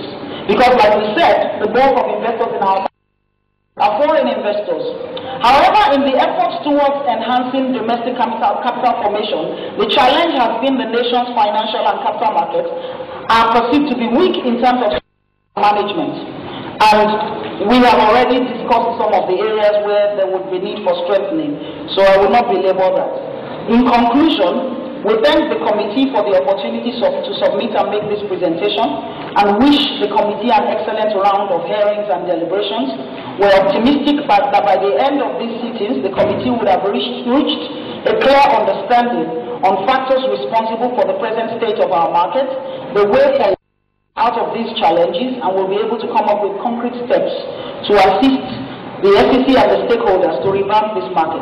In particular, we hope the committee would have clearly identified the imperative, drawing a lead from steps undertaken in other economies and even from domestic measures with the banking sector through AMCON. Thank you very much. In fact, you have used vivacity and imagination, brilliant intellectualism in order to present your issues. So, well, one of my members is saying I'm becoming a press singer. Object. It wasn't a Good Friday pontification. Well, we have some few comments and questions to ask, and traditionally I should start straight away. You talked about, pulling out of the market. What of the foreign investors? Did they pull out? What was the effect? Then you spoke of government policies, or rather government officials making utterances that affected the capital market. Can you please be specific? Tell us what are the utterances. Give examples so that at least those of that making such statements affected or it affected the capital market. So over to you. All right, there are some questions before you answer.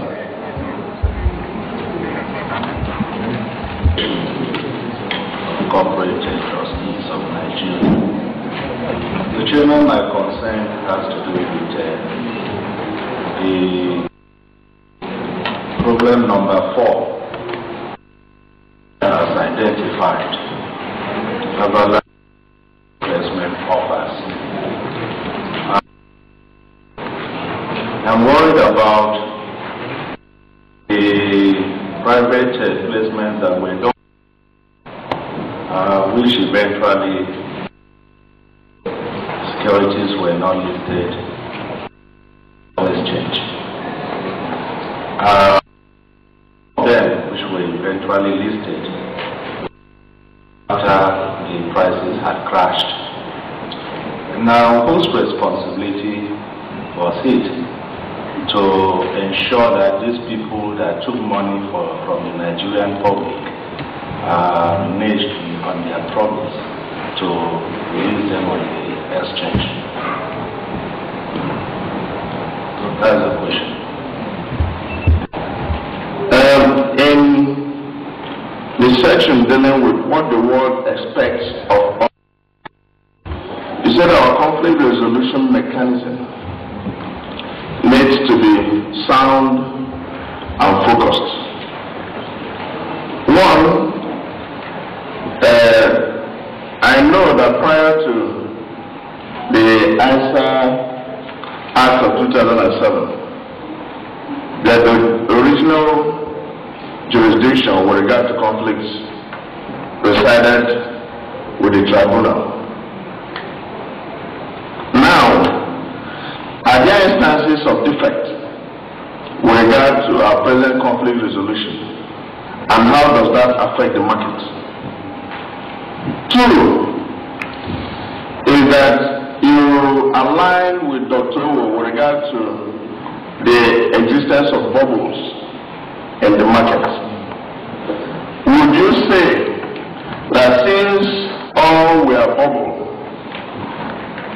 in the past, do you think that the market ordinarily has reached its normal level? That ordinarily, that this should be where we are supposed to be? Are we to expect a rise from where we had banks stocks rise from 9 to 90? Or are we at where we should be? Thank you very much.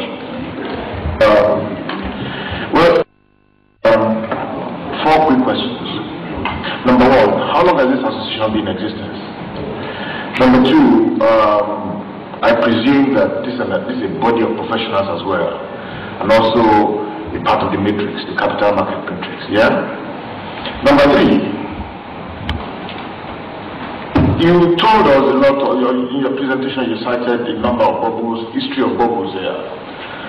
And as professionals, you must have a foretaste when all of these, all of these things were happening. Okay, you've had histories behind your professionalism. And then you saw what was happening, didn't you have a foretaste that this was going to get somewhere? Point in time. And also, having taken a cursory look of all the things that happened in the past, and as a player now, what is the association doing to prevent or to take us to where we should be and prevent what happened in the past? Thank you very much. Our presentation is directly addressing the issue of our local. That's why we're here. I made one observation that will lead to a question. In her submission, in respect of, one of the sub-paragraphs that the challenges faced by our market, she mentioned the issue of liquidity. And I think her focus there is on, what do you call it, public organizations. That is the issue of injecting the pension money and other, establishing the issue of shortage of products in the market.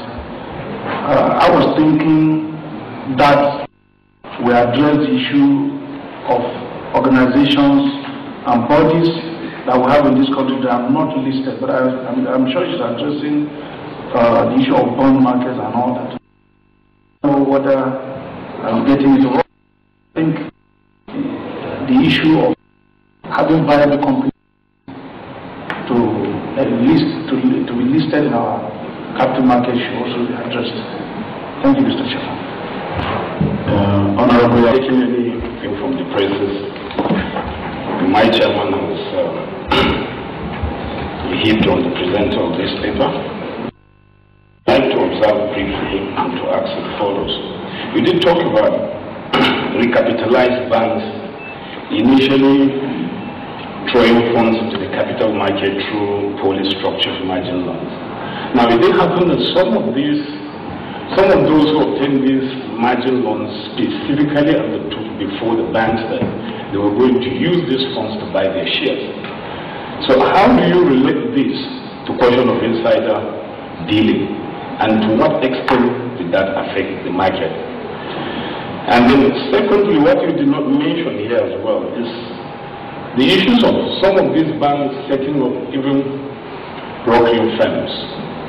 Now, they were set up specifically to conduct some manipulative activities on their share prices, especially leading to the emergence of an IPO from the bank.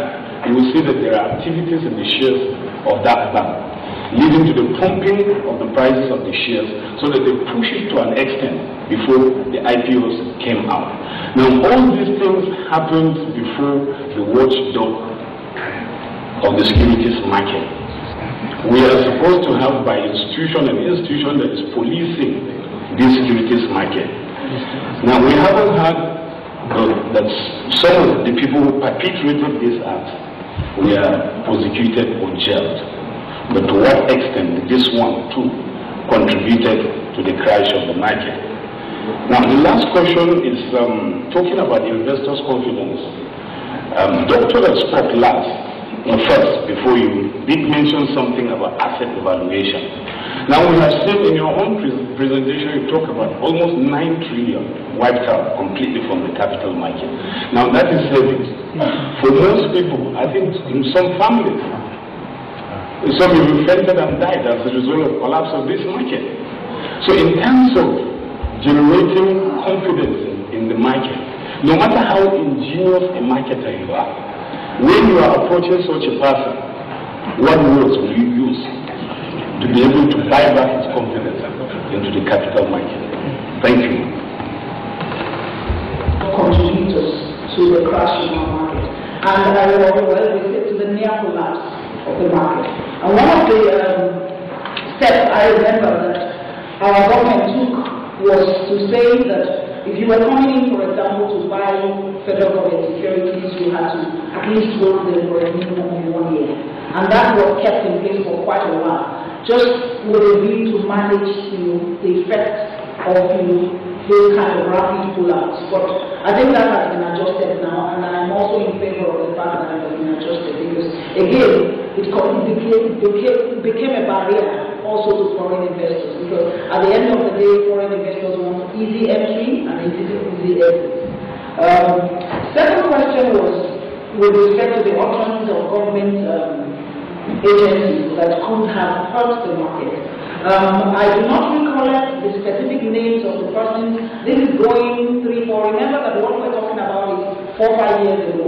But I know that there were some times when there were advisors to, I think an economic advisor to the president. I think there were also some comments by some people representing and advising the government that specifically referred to, for example, state government bonds as not being safe. And there was a lot of speculation that was not necessarily backed by facts as to how these state government bonds were structured.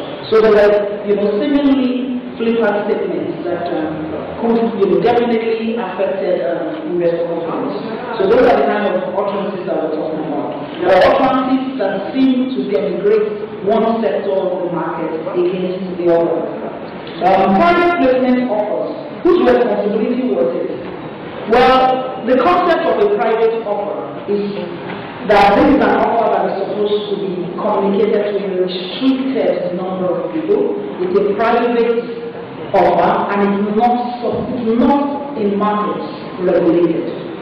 Unfortunately, because it is not regulated, that is exactly the weakness that was exploited by those who have used it.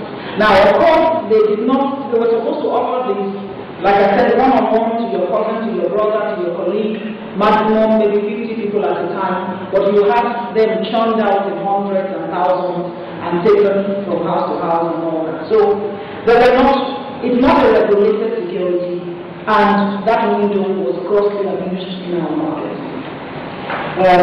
So that's why the issue of responsibility as to regulation doesn't come strictly Please, before you go further.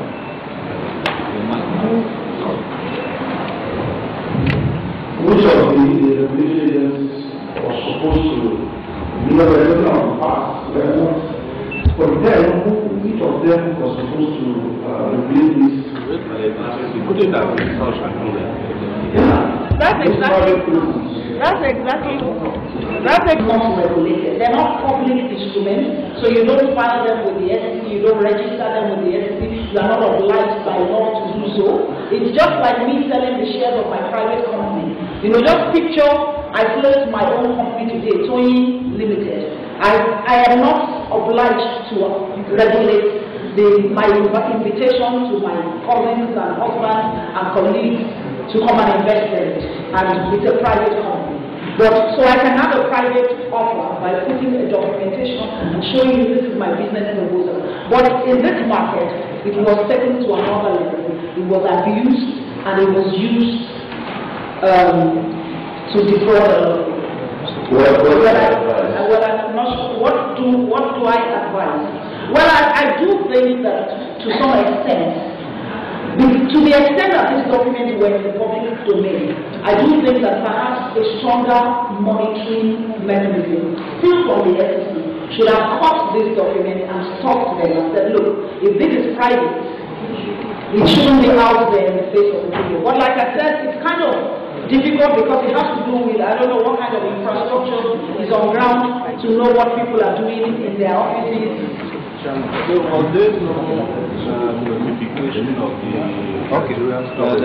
there's a need for there's no filing. Okay, you said there is supposed to be a maximum of 50 and they are turned out in numbers. And when you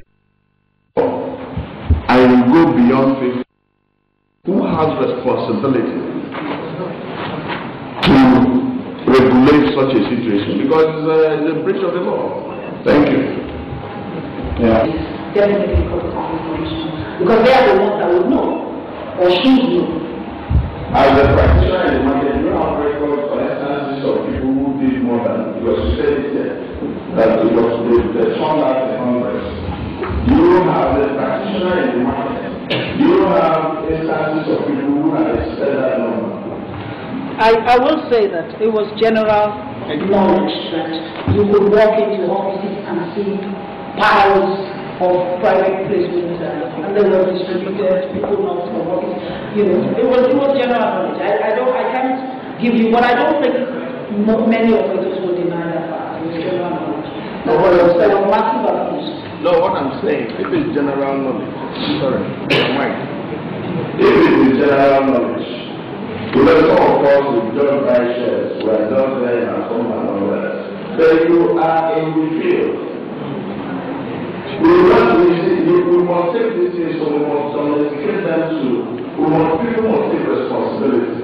Because if the general knowledge and the results are being defrauded by people who are in private placements and they will still think it's private, it's general knowledge.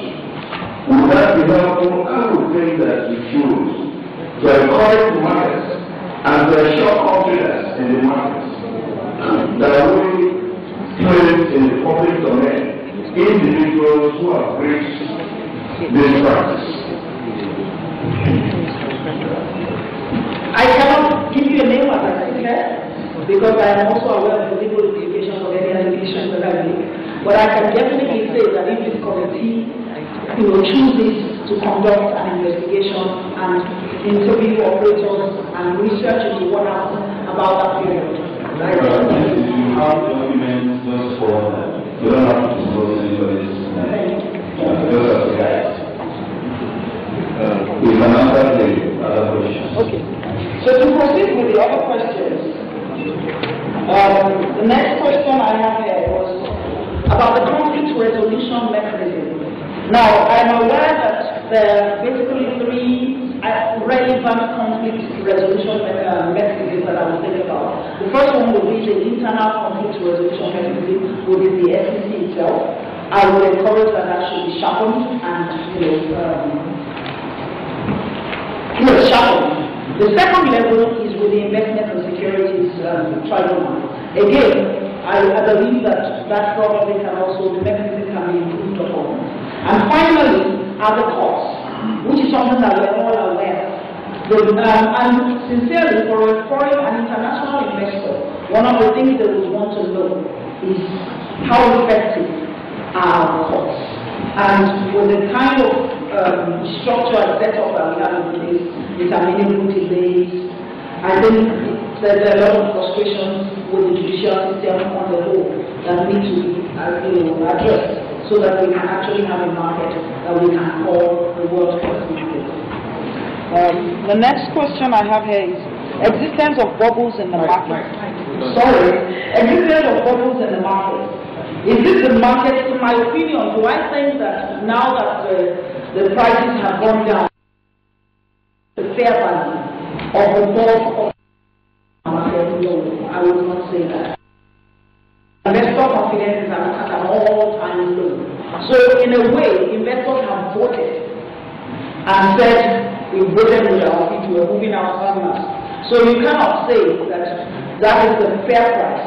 When investor confidence is, when all the necessary steps have been put in place and investor confidence is at a fairly normal level, then you can have a better gauge as to what the value is. Now, is the true value the original value at the height of the bubble? Clearly not. Is it also the value at the trough? Because even if you do of many right now, parity between the book value, the net book value, and the prices, if you multiply by the number of shares issued. So no, I will not say that what I represent is that of our securities.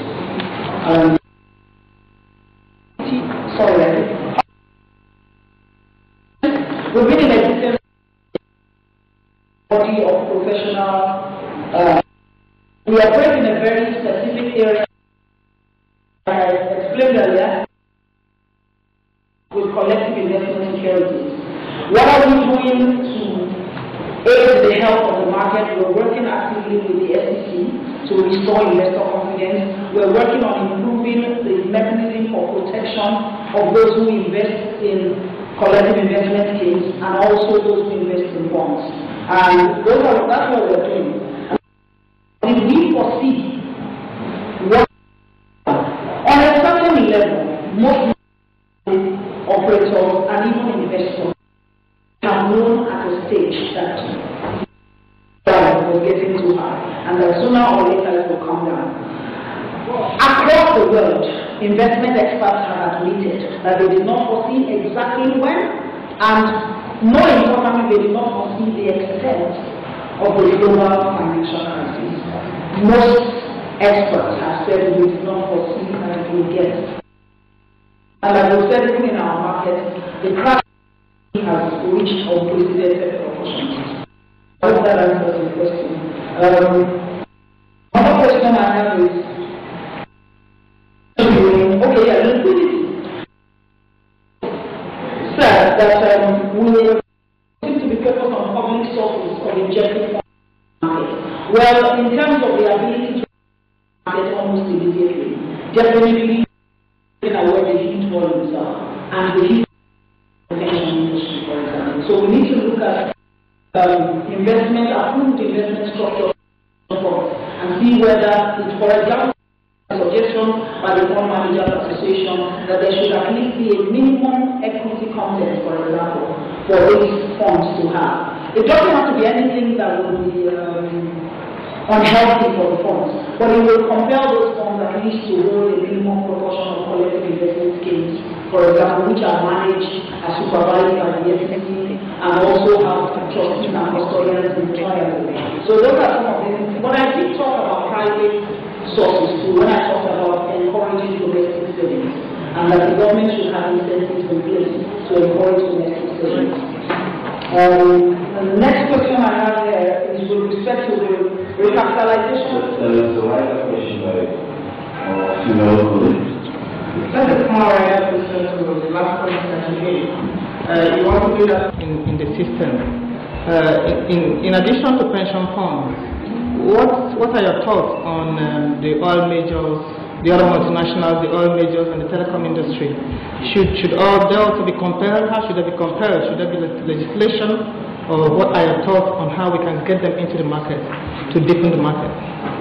And you have to show them that, again, you are not necessarily, if the global standard is not to force people into the market, then when you begin to force, issuers into the market, there may be a challenge there. But I think there can be some kind of counter-stick measures. There will be incentives, that there will be advantages and benefits that those who follow the rules will have over those who don't. And maybe gradually you can have more of them. And I'm aware, I believe that the SEC is working with the Nigeria Stock Exchange on trying to find ways to get these multinationals, these other companies, telecoms into the market. But I think it can be explored. Nothing should be done hastily. It should be debated thoroughly. The pros and the cons should be considered, and then something can be worked out. That will be home rule to use the common ways. Thank you. So I was asked about products also, and we talked about short, and we said security lending, repos, hedge products. We need to have the full range in our market. Last question. I had a question about the capitalization of banks and insider dealings. There have been strong allegations. I'm not sure how far those trials have gone, whether there have been established cases, but yes, there were strong indications that there were perhaps these investments in IPOs were also a way in which the issuers also directly got involved in the purchase of it. I think there are some established cases before the SEC. What I like to say to people who talk about market manipulations and abuses is this. People believe that Nigerians are inherently corrupt and that Nigerians are inherently manipulators and insider dealers and all that. I honestly believe that anywhere in the world where people can get away with something, they will do it. Where did insider dealing start in Nigeria? No. I think we got it from the masters. But do we have more of it today than they do? Probably.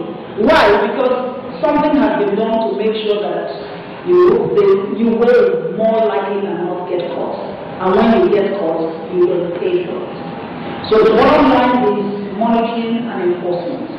We just have to, if there are enough monitoring and enforcement mechanisms to ensure that when people abuse the market, they really get locked up and the key gets thrown away. I think things will change. But as long as it's a part of the bag, it's there's a lot of words that we use here. Plea bargaining. Plea bargaining didn't start in Nigeria. This is not the way it's done in the other markets. Plea bargaining is not bringing 50% of what you stole and go and see no. That's not the way it's done. The way it's done is, well, maybe you would have gone for 50 years, but we will let you go for 30 years if you will let us know everything that you've done and bring everything, put it on the table. So we need to, we simply need to make sure that we can catch people and we can enforce our laws. Just the right amount of okay.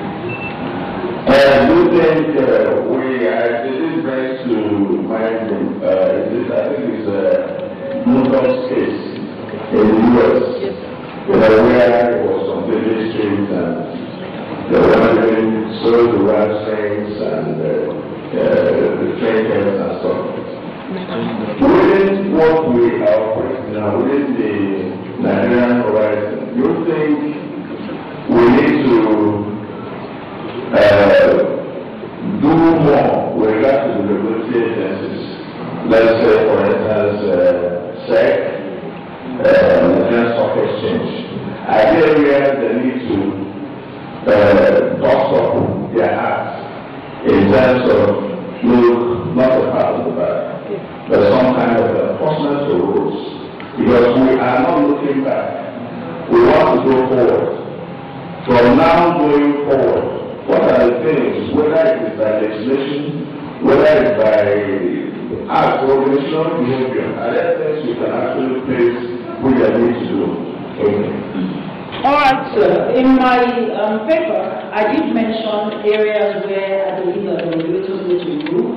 And yes, I agree that enforcement and monitoring, there is room for improvement. But beyond that, you need to remember that the regulators can only operate within the powers, although you have said so in legislation. So you need to remember, for example, that the SEC can impose fines, but to take people to jail, to impose life imprisonment, what they do is when it comes to criminal activity, they finish their own, they impose their civil, what do they call it, sanctions, and then they hand you over to EFCC or whichever authority of the police.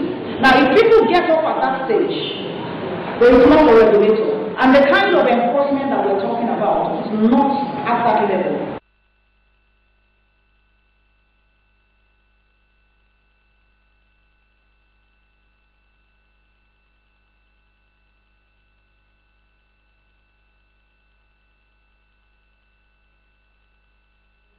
They're hurting our market, they're hurting our children, they're hurting our future, and they're hurting all of us.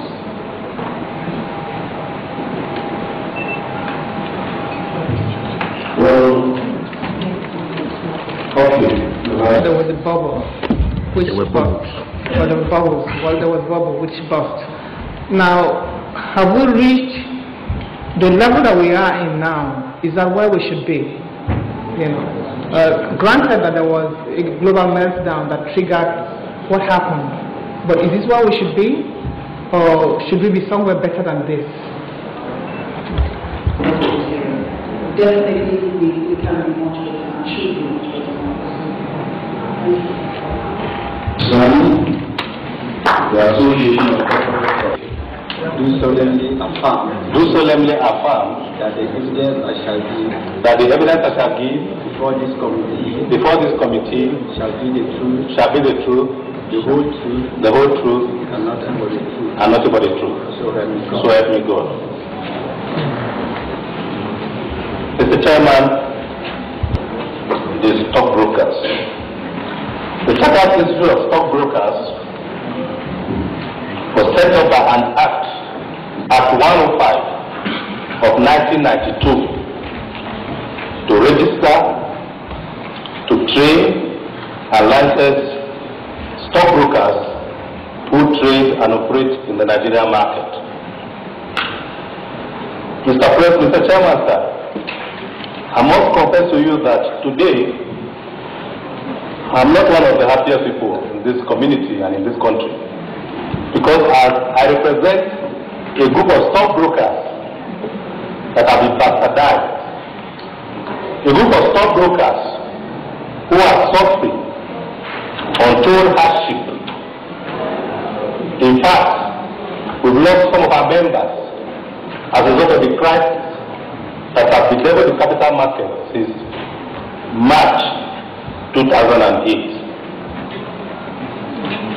Mr. Chairman, we therefore want to make a presentation on the following lines. We look at the pre-crisis period from the year 2000 to the year 2007. The Nigerian capital market witnessed appreciable increase in the number of new issues and growing interest from local investors, especially during the banking consolidation exercise between 2005 and 2006. In 2007, the Nigerian stock market was the fourth best performing in the world with a recorded growth of 73%.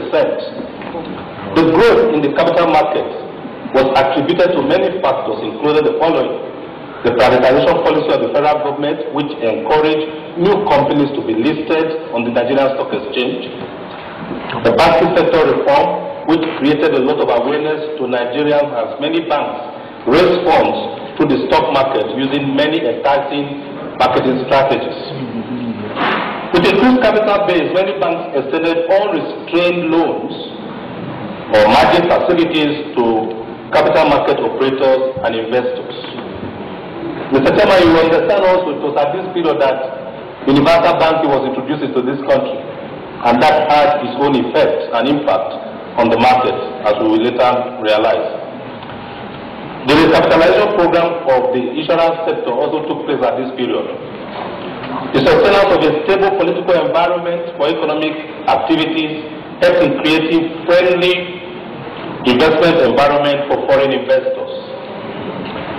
So in 2007, the Securities and Exchange Commission, in a bid to strengthen and represent the capital market, came up with a new capital base for stockbroking firms and other market operators.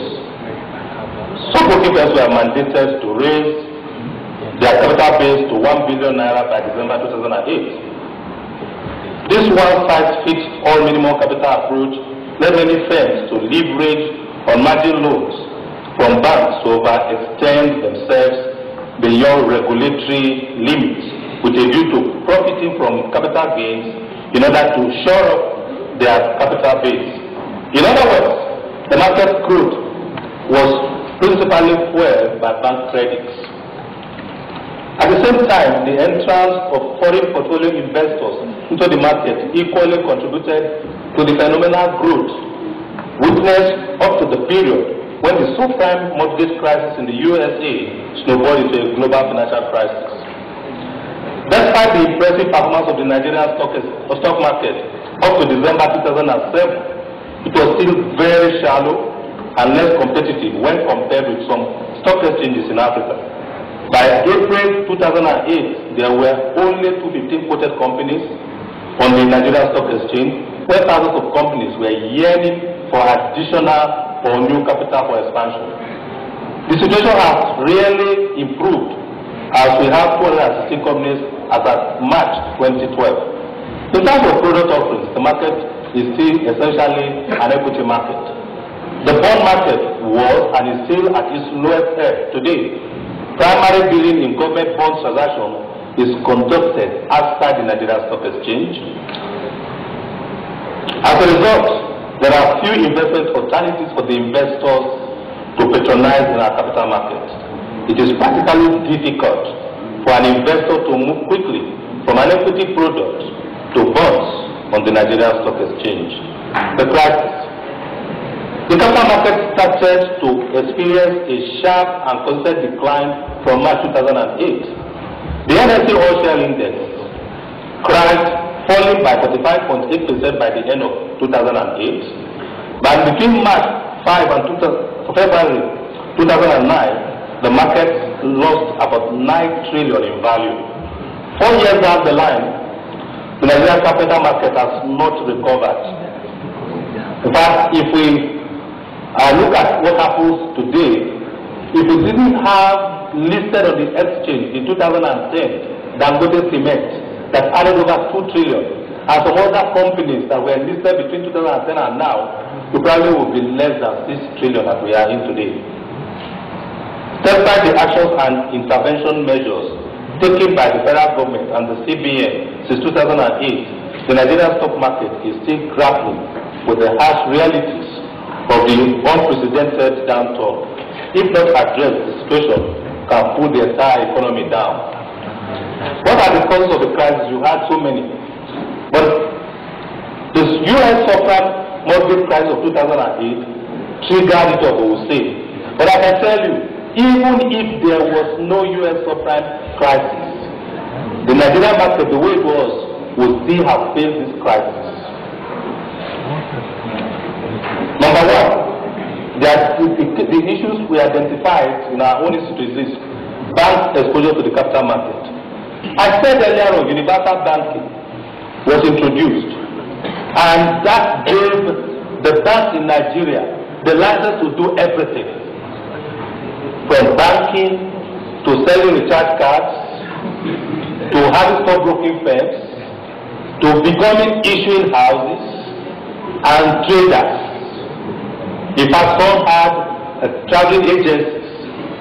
And when banks left their main job to begin to do all that, it was definitely necessary that something must give. And we all know, we suddenly find banks that were struggling in 2000 to raise 2 billion now award me so much cash that they apparently did not know what to do with such cash, and therefore they were involved in all kinds of activities that universal banking license gave them opportunity to do. Therefore, lack exposure to capital market operators through margin facilities, we will understand better that at this material time, because of the upward trend of the capital market, everybody saw it as the only viable option for making quick money, and therefore it was easier, far easier for a bank to lend to investors investing in the capital market, using the shares the bank as collateral than investing to the real sector, or lending to the real sector. Margin lending to other individuals and corporate bodies, many of whom were ignorant of the implication of margin loans, crystallized underwriting of new public issues. Loans extended to customers collateralized with shares of quoted companies. Direct speculative activity by the banks and or through their subsidiaries. Direct or indirect purchase of own shares or treasury stocks by the banks. All of this because of universal banking. As the private portfolio investors responded to the credit crisis in their own countries by selling their portfolios in order to adjust their own books at home, the prices of shares started to plummet as there were no market makers to absorb the dumped securities. The basic values of shares prompted the Nigerian banks to engage in massive share dumping to cover up their loan positions. Remember also at this time, Mr. Chairman, that in order for foreign banks and Nigerian banks to manage the federal government reserve that was now growing, they had to align with these foreign banks. And when those foreign banks had their own problems, they had to look at their own partners in Nigeria, and that added to the big problems the banks in Nigeria face. They had to liquidate their loan positions. And in doing that, the best option was the market. This action contributed greatly to the downturn in the capital market, since the banking sector is the most active on the Nigerian Stock Exchange and accounts for about 70% of market capitalization as at that time. The top 20 companies in the market contributed approximately 80% of the total market capitalization, and 17 of these companies were banks. The banks also made up 60% of the market capitalization, and their participation in liquidity and margin trading also made them a significant factor in the market's decline. So when they started having a problem, of course they dragged the market down with them. It is important to note that using short-term funds provided by banks to fund long-term capital market activities is a great mismatch. The mismatching of funds created a catastrophe for the market when the banks called in their funds and there was no immediate succor available to rescue the market. It was the lack of this succor that opened up the market to the fast fall in prices when the local investors turned their back on the market and government help was also not available. Loss of investors' confidence. The exit of foreign investors in response to the credit crunch in their countries was a problem. But then, local investors' apathy due to heavy losses suffered from falling prices of shares, market infractions and losses occasioned by margin loan exposure to local banks. Many local investors shied away from the market despite the cheapness of the securities. Mr. Chairman, I must tell you that one of the biggest challenges the stockbroking profession faces today is one word you made mention of when you were making your welcome speech: trust. Mr. Chairman, if I were to come to you today and tell you that this share is very nice, the fundamentals are okay, please buy it, and you listen to me and you buy that share at that price, tomorrow the same market price goes down on that same stock. If I tell you next time, please sir, buy this stock, you will tell me yesterday Mike, you told me to buy it at this price, I bought it and now I've lost money and I'm still losing money. You watch it, you look every day you are losing money. You will not trust me anymore. And that's the situation. The investors no longer trust They are stockbrokers.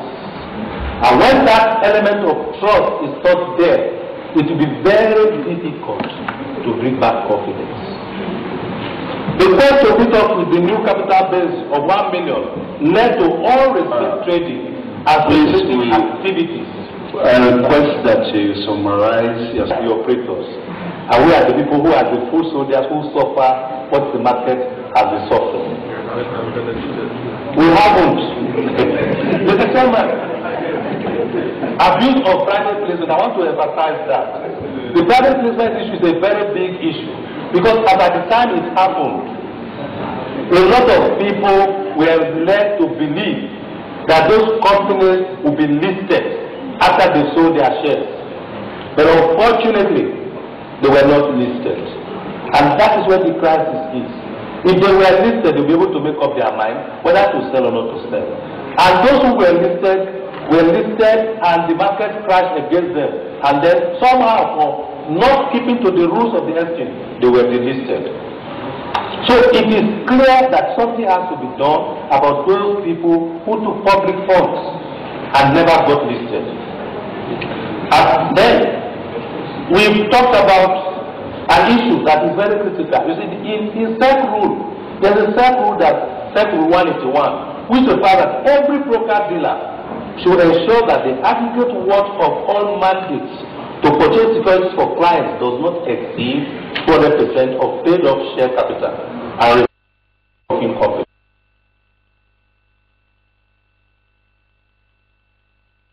Maybe.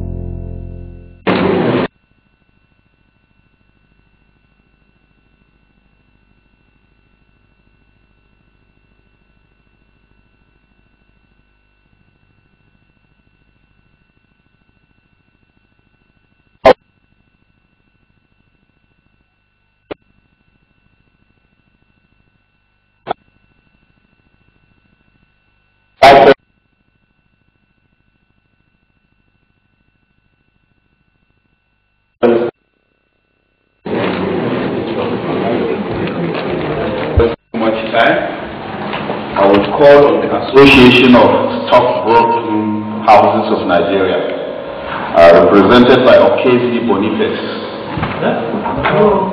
Represented by Emeka. Okay, Okezi Boniface is coming. He is the second person to speak. Okay, sorry, please. So, they are not for this committee. Shall be the truth, the whole truth, and nothing but the truth. So help me God. In the Association of Stockbroking Houses, we are very happy that this opportunity has come and that we are taking a critical look at the capital market and look with a view to looking at what needs to happen to make this capital market come back, to revive it, and to give it the place it should have in the economy. The Association of Stockbroking Houses is made up of all dealing member firms in the Nigerian Stock Exchange. All the dealing member firms are also, apart from the license we have from the Stock Exchange, they also have a registration by the Securities and Exchange Commission. And it is the duly member firms that trade on the floors of the Nigerian Stock Exchange. Yesterday, for those of us who were here, we had the presentation of the President of the Chartered Institute of Stockbrokers. I think it's important for me to state that the Chartered Institute of Stockbrokers registers individual stockbrokers. The stockbroking firms employ those registered individuals to do their business. And so the association is the arm that takes care of the business end of the profession.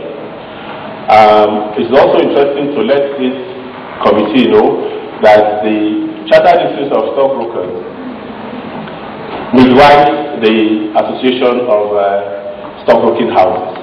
And it came at a point some 3 years back when the stockbroking community, we realized that there was a gap. And in order to fill up this gap, we needed to look at the business end of the profession and ensure that our businesses were properly taken care of. Because there were certain issues that it became impossible for the Chartered Institutes of Stockbrokers to converse with the regulators and other stakeholders in the capital market. And it was for that reason, therefore, that it became necessary for us to have a trade group. And this trade group is also recognized by the Securities and Exchange Commission, and we have very useful engagements with them. As a matter of fact, we have quarterly meetings with the Securities and Exchange Commission. We have quarterly meetings with the Nigerian Stock Exchange, and all of these meetings and all these engagements are geared towards ensuring that the market runs the way it should.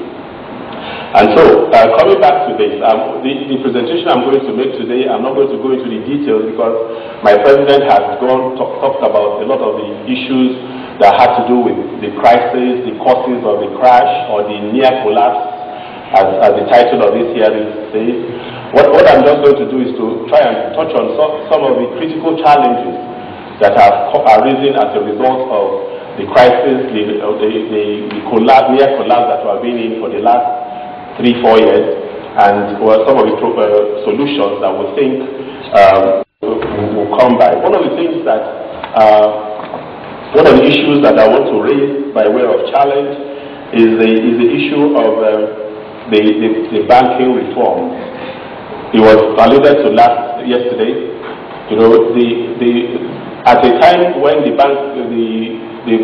banking sector had about 65-70% of the market cap of the stock exchange, that was when we went through this crisis. And therefore, and because of the width of the banking sector within the market, again, he hit on the market very, very seriously and made sure that the crisis of confidence from the investor's point became even worse.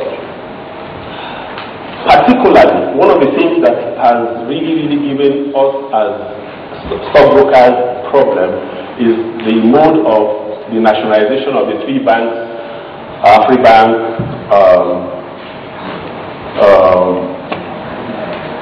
the Keystone, Spring Bank, and Bank PHB.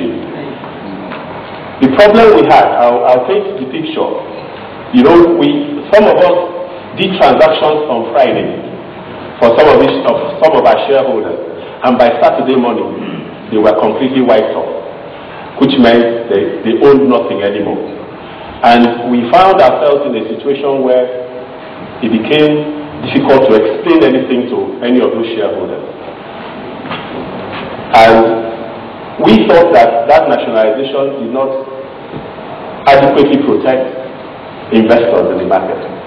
And one of the things we thought that because it was the government that was doing this nationalization, yes, we thought that a solution would have been a situation where a percentage of those shareholders, would have still been left, because government was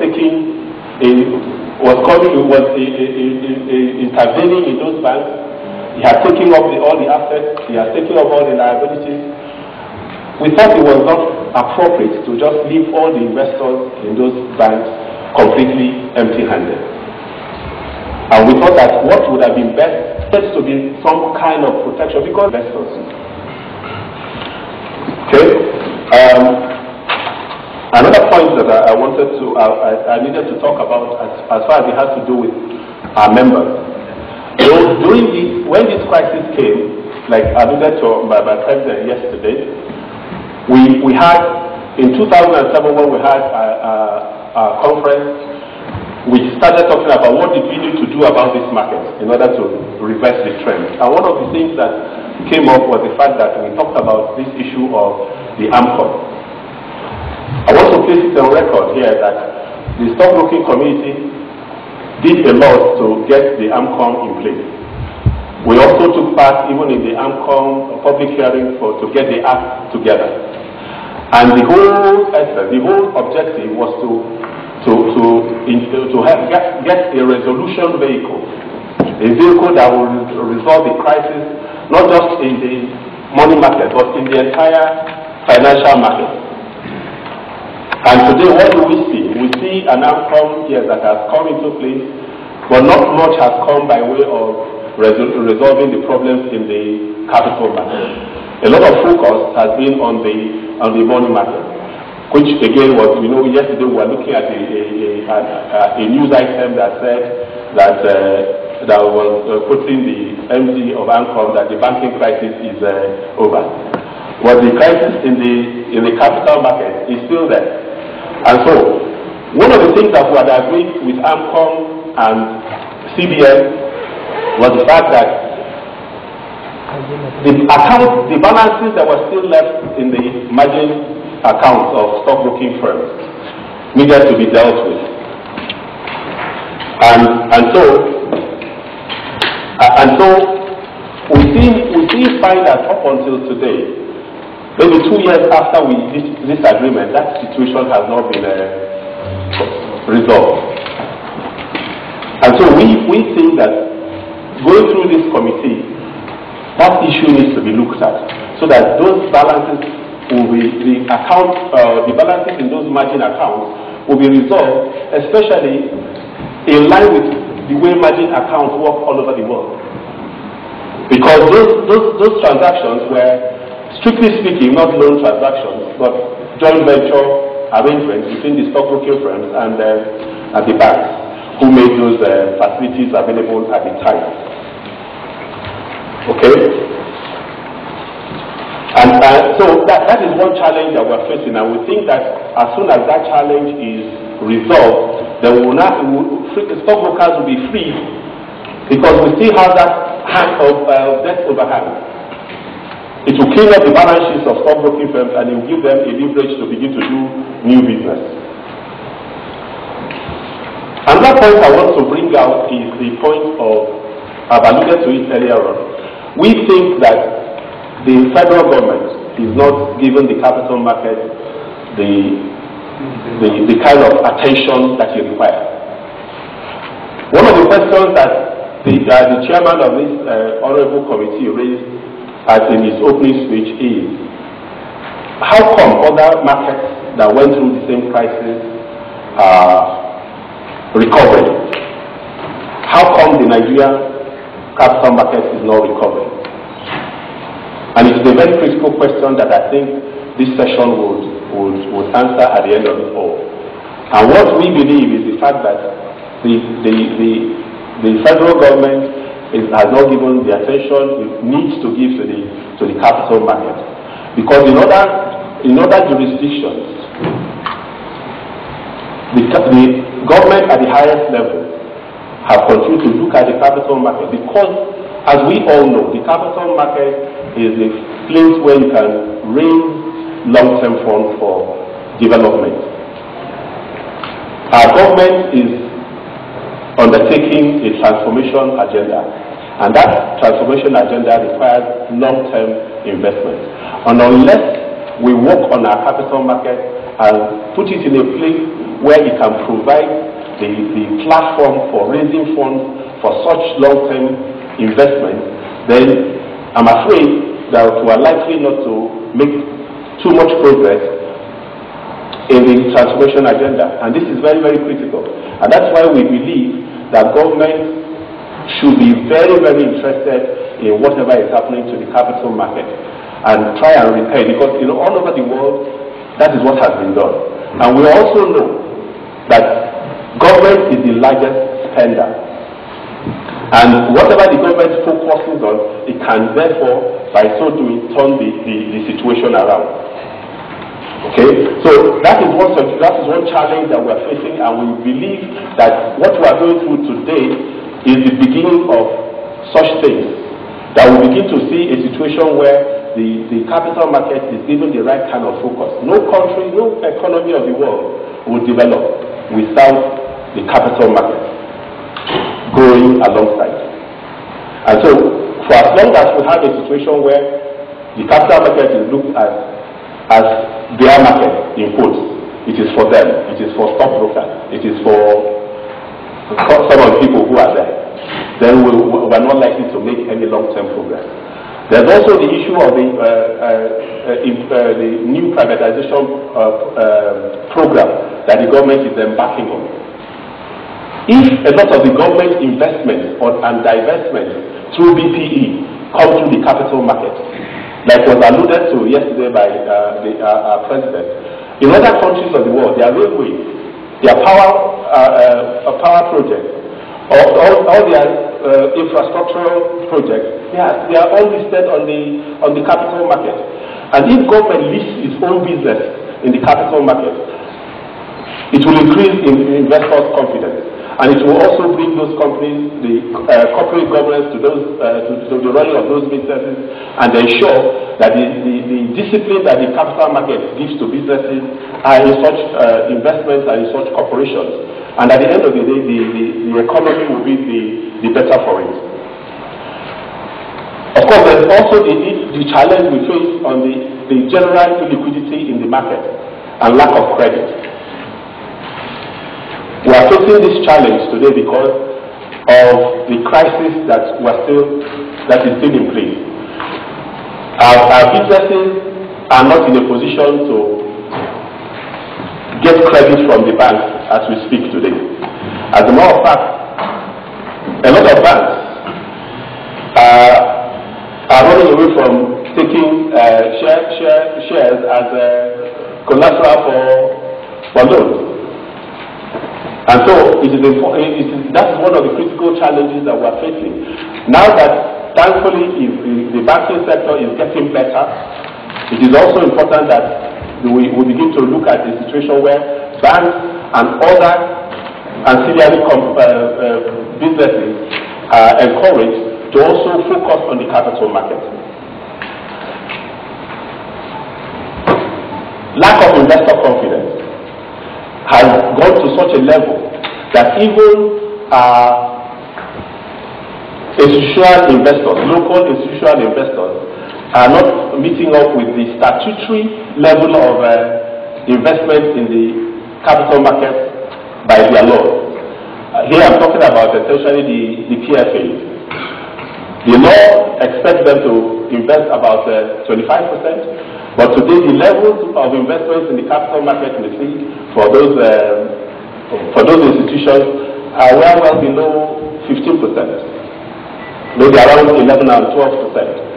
And so we find a situation where, because of the falling prices, because of the falling value, and because of the expectations they have by the pension fund regulation, they are not able to even invest to the level at which they are expected to make their investments in the capital market. We also faced with the challenge of low investor education. At the time of the banking consolidation, it was alluded to yesterday, a lot of investors came into the market through the various ways and means that banks and even us as stockbrokers approached individuals. And because it's at that time that a lot more individuals came to the market. Before 2007, there were very, very few individuals that partake in this market. As a matter of fact, as we speak today, maybe we have less than 10 million Nigerians that take part in the market. And that number is going down given the level of low level of investor confidence that we have. And so there's a very, very important need for investor education. People do not understand the kind of risks that we're going to by investing in the capital market. It was short term. A lot of people just looked at the market as where you come and invest today and you get your money 3 days down the line. For a lot of those investors, some of them made a lot of money. But that's the aspect that some of our investors will not even talk about. Some of them made a lot of money during the boom days. Of course, making those money, they also reinvested it because everybody thought that the boom was going to continue. But of course, it never did. And the tail end investment got stuck up. And so it is important, therefore, that we begin to look at a holistic investor education so that people understand the fact that the capital market is a market not for short term, but for long term, especially for retail investors. There are speculators, and there are hedge funds, and there are specialists that do speculation. But all of those ones understand the risks that are involved in what they are doing, and they are, of course, they are willing to take the risk and the returns that come with it. And so it is important, therefore, that we must begin to look at what we need to do to get our investors back to this market and to get them to understand the kind of risk that they run. There's also the issue of our markets today not having a market-wide complaints resolution infrastructure or architecture. Because what happens today is the fact that when an investor has a complaint, he can go to 5 places at the same time. He goes to the stockbroker, and at the same time he goes to the stock exchange, at the same time he goes to EFCC, at the same time he goes to the police, at the same time he goes to IST. And sometimes it might be 6. At the same time he also goes to the court.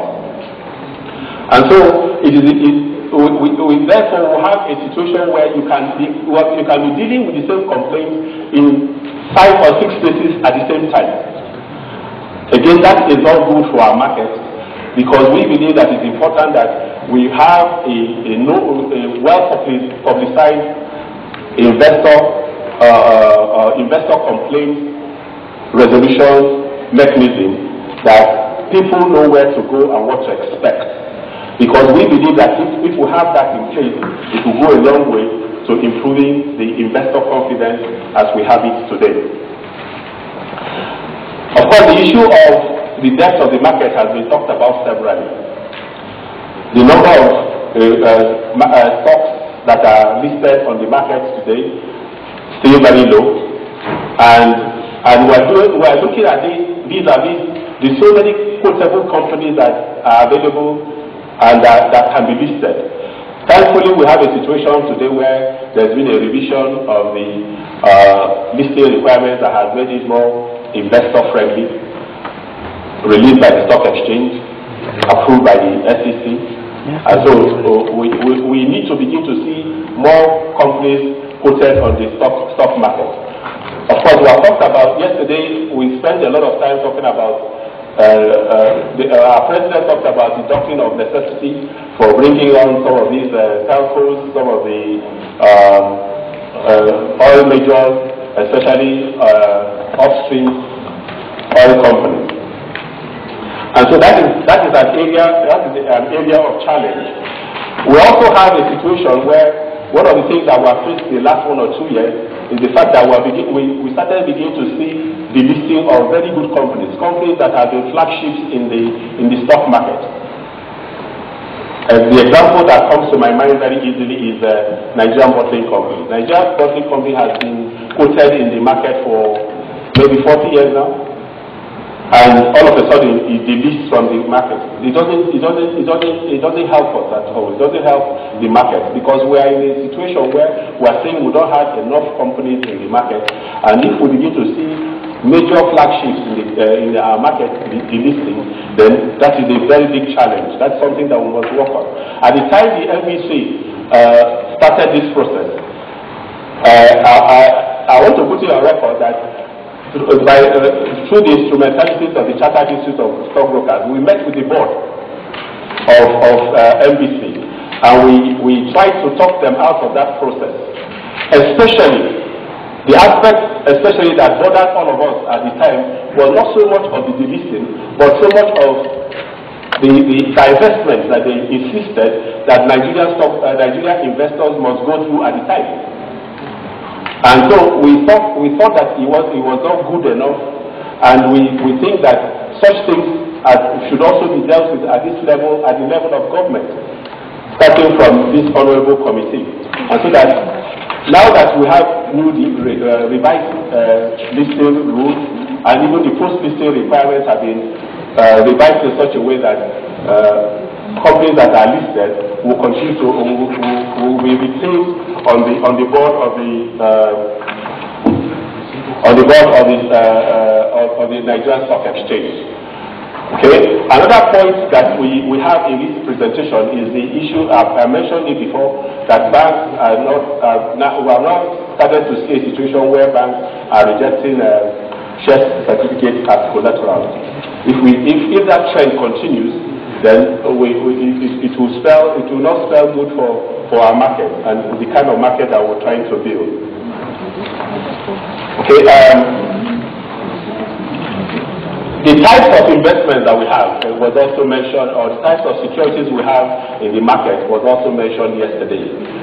The President said it, that it's difficult for an investor to switch from equities to fixed income securities as we speak.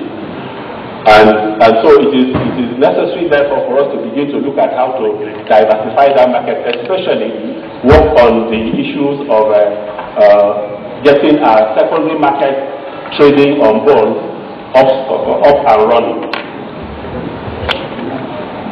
There's also the fact that we need some new products. Some new products have started coming into the market. The exchange traded funds, a new one was launched sometime earlier on this year. But we need a lot more of such funds so that we can give investors a broad spectrum of products to invest in, so that it's not just plain equities that investors have available. And so we find a situation in our market where the market, the way I describe it is that today the stock market or the capital market is in trauma. The capital market has two legs. There is a primary market and there is a secondary market. The primary market in the last 2 years is almost like non-existent. And of course, it will continue to be like that for as long as the secondary market is not doing very well. Because the secondary market is like an exit window for the primary market. And so the market today is standing on one leg. What am I saying therefore? When you have a patient who is in trauma, every effort needs to be made to stabilize that patient before you begin to prescribe additional drugs. Because if you add, there are some levels of drugs that you give to that patient and the patient will pass on. And so it is important therefore that we begin to look at stabilization methods. One of the questions that arose yesterday was the fact that how can government help in stabilizing the market? And a lot of people talk about bailout of the market.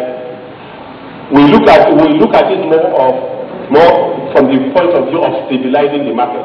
And what we suggest in doing in this regard is the fact that we have a vehicle that is able to stay on the demand side of the secondary market, especially now that we have a lot of the flagship companies in the market that are, some of them are even selling below their book values. And that kind of special purpose vehicle can hold on to some of those companies at the prices at which they are today. And in the next 1 or 2 years, those companies, when the market stabilizes, because if that exercise kicks in, it's going to lure other people, it's going to bring back investor confidence. Because a lot of people are just have money to invest, but they are just waiting by the wings. And they are saying, why should I put money when the one I have there, the values are going down on a continuing basis? Okay? And so, when we're talking about stabilizing the market, we're talking about using a special purpose vehicle. It could be, there are a variety of ways of doing that. But the whole principle is what I've tried to explain, that it is possible to stay on the demand side. It is not speculation. It is not, it cannot be looked at from the point of view of just buying anything. No. That vehicle can spell out its own, the stocks that is eligible stocks or eligible securities that you must invest in, and it can also determine prices above which it cannot go. It can be done professionally. And so, by so doing, the government can help this market come back to where it ought to be. In conclusion, therefore, we believe that this hearing is a very good start. It's a very good start for us because we think that government must begin to look at this market more seriously than it has done. And we know that unless projects, long-term projects, come through this market, whatever agenda that the government is embarking on is hardly going to have any effect on the economy. And so we see this as a first step. As an association, we also are looking at the prospects and possibilities of meeting people in government at the highest level, at the executive arm. We have done that in the past. It has not yielded the kind of result that we expected. We will not stop. The finance ministry, even all the executive, the executive at the highest level, we need to bring them to understand that this market must be looked at differently. Thank you very much.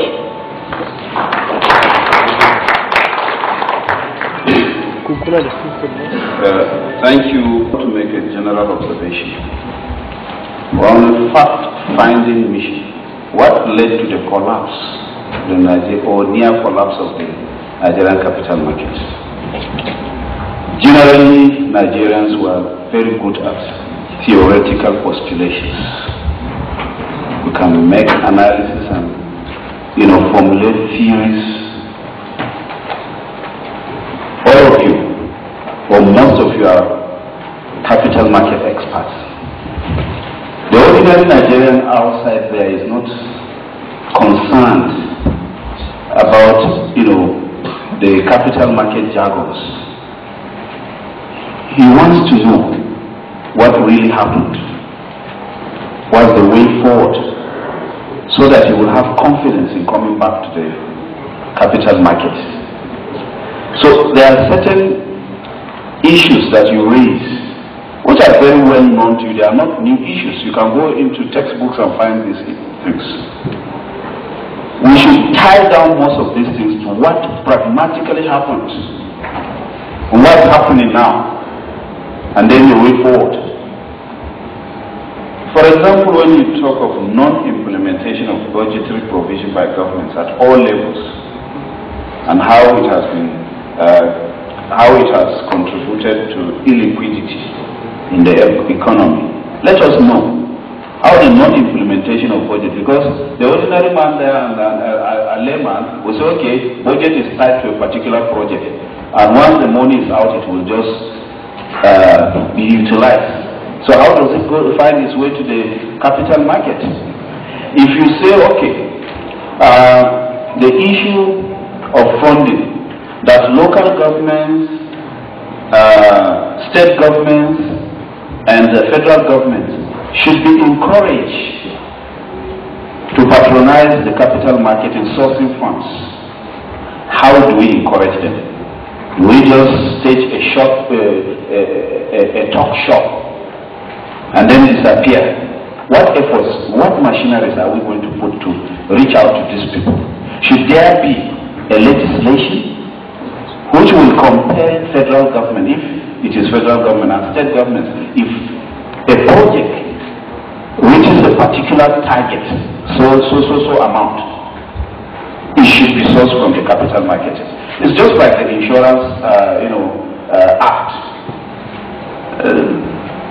Clearly, every government property should be insured. Have we done that? Have we been doing it? Many of us participated in government. You see buildings for years without being insured. And the law is very specific. It says shall, which is mandatory, all of us know. So these are the kind of solutions we want from you. You tie them down. Apart from your presentations, you know, the practical application of certain issues we raise. Let us know these things. And there is this issue of IST, the tribunal, that we should have alternative dispute resolution. What is wrong with IST? Because before the coming in of 2007 ISA Act, we know, and I've been a legal practitioner in the capital markets for some, firms. Within 3 months, within 90 days, in those days, cases were disposed of. But today we have cases that are up to 7 years, 5 years. What's happening? What's wrong? You appoint a member of the...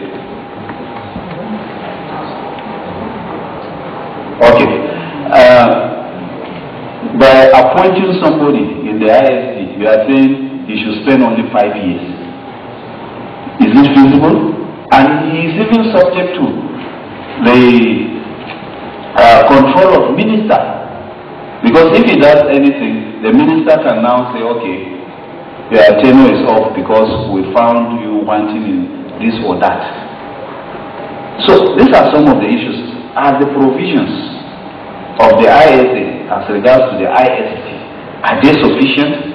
Should we transfer them to the judiciary? Should we give them years, more than 5 years, or it should be unlimited until they get retired? Because if you say your tenure is 5 years, at the last lap of his tenure, he may not be coordinated. He is already used to the comfort of, adjudicating on these issues. Suddenly you say his time is off. So these are some of the issues we should address, practical issues, rather than, a wild goose chase or giving theoretical postulations. I will now allow questions and comments.